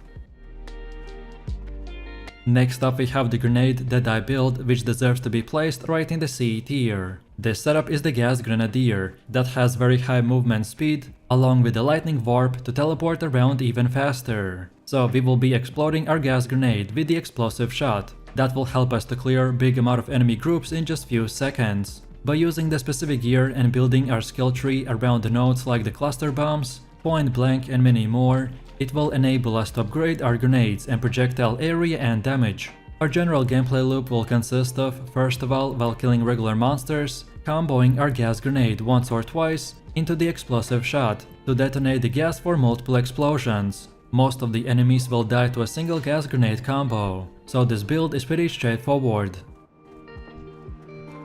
Next we have the Armor Breaker Warbringer, and we will place him right in the C tier. So developers fixed the bug where armor explosion could get triggered by itself, and thus this has obviously impacted the clearing speed of the Warbringers while using the Mage Strike. Now most warriors opt in to drop the Mage Strike for the Stampede skill, but to be honest, this is not anymore the same powerful build that could smash his way through the countless of enemies. Melee players already had a tough time compared to the other builds, and now it seems like they nerfed them even more. Next we have the Tempest Flurry Invoker, and he is also in the C tier. The Lightning Invoker got already nerfed in the first patch, but now it's been dropped even lower, as most of the players have figured out better builds, and thus comparing Flurry Invoker to the most other setups is just not even close. However, we have already new Invoker builds like using the Cold Element, and even the Acolyte of Chayula is showing promising setups. So if you are still using the Tempest Fury Invoker, then I strongly recommend you to switch to the Cold Invoker build. And then for the last and final, we have the Poison Pathfinder build, which is in the C tier. This build is not completely useless, but it was also massively impacted due to Divine Arrow and other damage over time effects getting nerfed. This build's playstyle was structured around specializing in dealing damage almost exclusively by spamming the gas and vine arrows, as because of our skill tree and gear, we were going to be able to delete trash enemies in split seconds. However, what I really liked about this build was its fast speed farming potential, as you could keep moving while dealing insane amount of poison effects. If you are a Pathfinder, I strongly recommend you to switch to a Deadeye, or perhaps if you really don't want to, then the only builds I see viable for this ascendancy is to remove Divine Arrow and replace it with the Ghast Arrow and the Plague Barrier. Then next up we have the B tier, and for the first one we have the Storm Wave Acolyte of Chayula build. This setup is known as the Lightning Storm Monk, which uses the Acolyte of Chayula ascendancy that allows you to embrace the darkness by sacrificing spirits. This build will offer a unique playstyle focused on the lightning damage and the manipulation of the darkness powers. With the strong defensive capabilities of Embrace the Darkness, as well as the Life and Energy Shield Leech, the Acolyte of Chayula offers a great set of tools for survival, but where usually there was a huge drawback was in his lack of damage. But now there is a build that can easily compete and even outperform the Invoker Monk builds. So if you want to spam 2-3 buttons and then just obliterate anyone and everyone that stands in your way, then this is the one for you. With QuickBooks Solopreneur, keep your finances organized year-round. Move from books to taxes seamlessly. Then for the next B tier build we have the Grenade Gambling Legionnaire. This setup also has become better, which now detonates the gas grenades. with variety of detonator skills such as the explosive shot or the explosive grenade, to create a screen-wide explosion that can one-shot massive amounts of enemy groups. Offensively, the gem-studded ascendancy allows us to use 2 copies of any support gem, which greatly improves our clearing speed, utility, and single target damage. And then defensively, we get access to efficient armor evasion scaling, life recovery, and maximum resistance scaling or the strength stacking. So when we combine all of this, we can then create this build that has insane clearing speed, and with this type of very fun run and gun playstyle.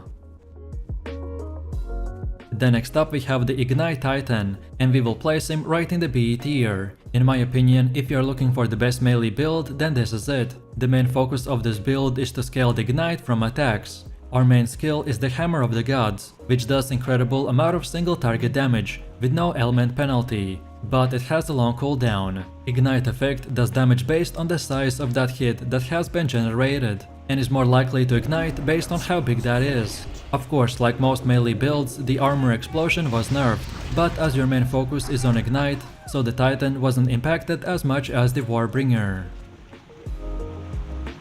And then for the last and final B tier build, we have the Fireball Chronomancer. If before the patch the Hammer Chronomancer was dominating this ascendancy, then now there is a better option. So the Fire Chronomancer never runs out of mana, as he can simply go back in time by using the Temporal Rift. His main playstyle revolves around using the Frost Wall to then detonate the fireball that causes a chain effect of massive explosions that freezes your enemies and creates a massive number of projectiles that covers your entire screen. You can then reset your cooldowns thanks to the Nev again to then summon more Frost Walls, and then from here just rinse and repeat. Next up we have the A tier, and for the first build we have the Cold Invoker. This setup is extremely powerful because it locks down your enemies with quick freezes that last a long time. Even bosses are vulnerable to being frozen, while they are stuck doing absolutely nothing. Your main gameplay loop will revolve around using the Ice Strike to close the gap between the enemies. Then drop Tempest Bell to help you to do more damage, and then activate your Elemental Invocation before they can hit you or just nuke the boss.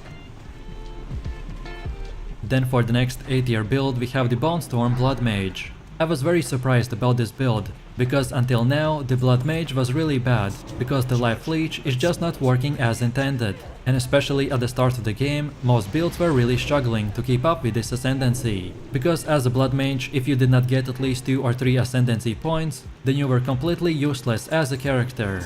But now instead we have the Bone Storm skill, which by itself is a slow clearing ability, but with the right gems, passives and synergies, we can make it 100 times better. And this is exactly what we have right here. This build also has 2 variants, so going full crit chance, what I personally like to do for myself, or perhaps go with the Detonate the Dead variant. Both of these excel at different things, so which one you choose is up to you. This variant, so the full crit chance setup, will excel at huge amount of enemy damage. We won't be focusing on anything else besides the massive crits and stacking as much life as possible, because the more life and defense we have, the more damage we can do in return. Oh, do I have a deal for you? And then for the last and final A tier build we have the Cold Storm Weaver. This setup focuses on one simple fact, the ability for enemies not to move. So what you do is build around freezing them with the Frost Bolt, then shattering them with the Cold Snap, and then finally causing a devastating comet to rain from the sky, which completely will destroy anything and everything that stands in your way. This build is especially good in leveling, but after finishing the campaign I would recommend to switch to the Spark setup. And now finally we have come to the S tier, and for the first one we have the Grenade Witch Hunter. This setup is very unique, because we are going to be freezing enemies with the Permafrost Bolts, which will give us Frost Fires, so then we will be able to drop explosive grenades and then detonate them with Explosive Shot, which will do massive amounts of damage. This build is great against bosses and other large enemy groups, as we can CC the enemy while our fuse is going on, and then when we detonate our AoE skills, then we will clear anything and everything that stands in our way.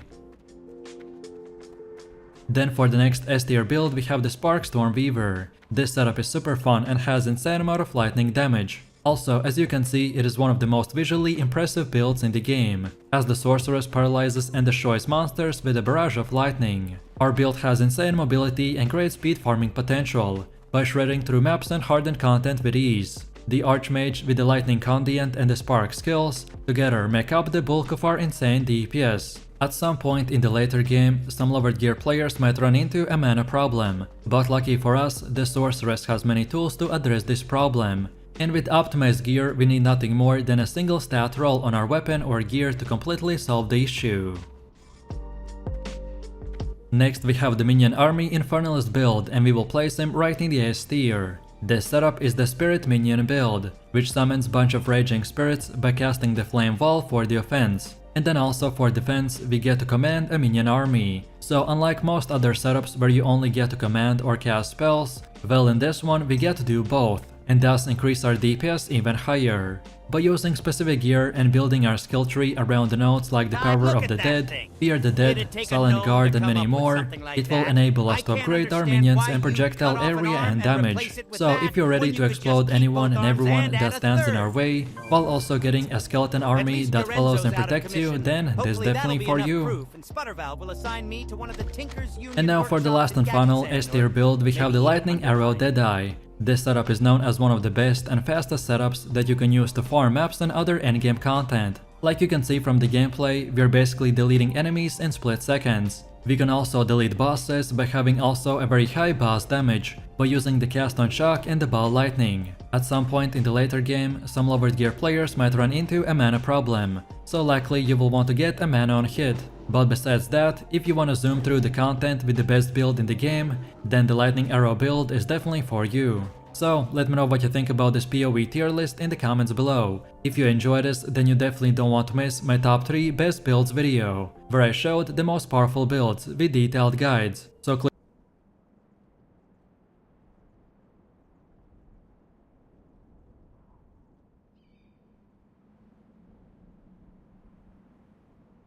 Diablo 4 has achieved its ultimate form. From new endgame content, to quality of life features, to huge system overhauls, moving towards choices that better reflect the way we build our character.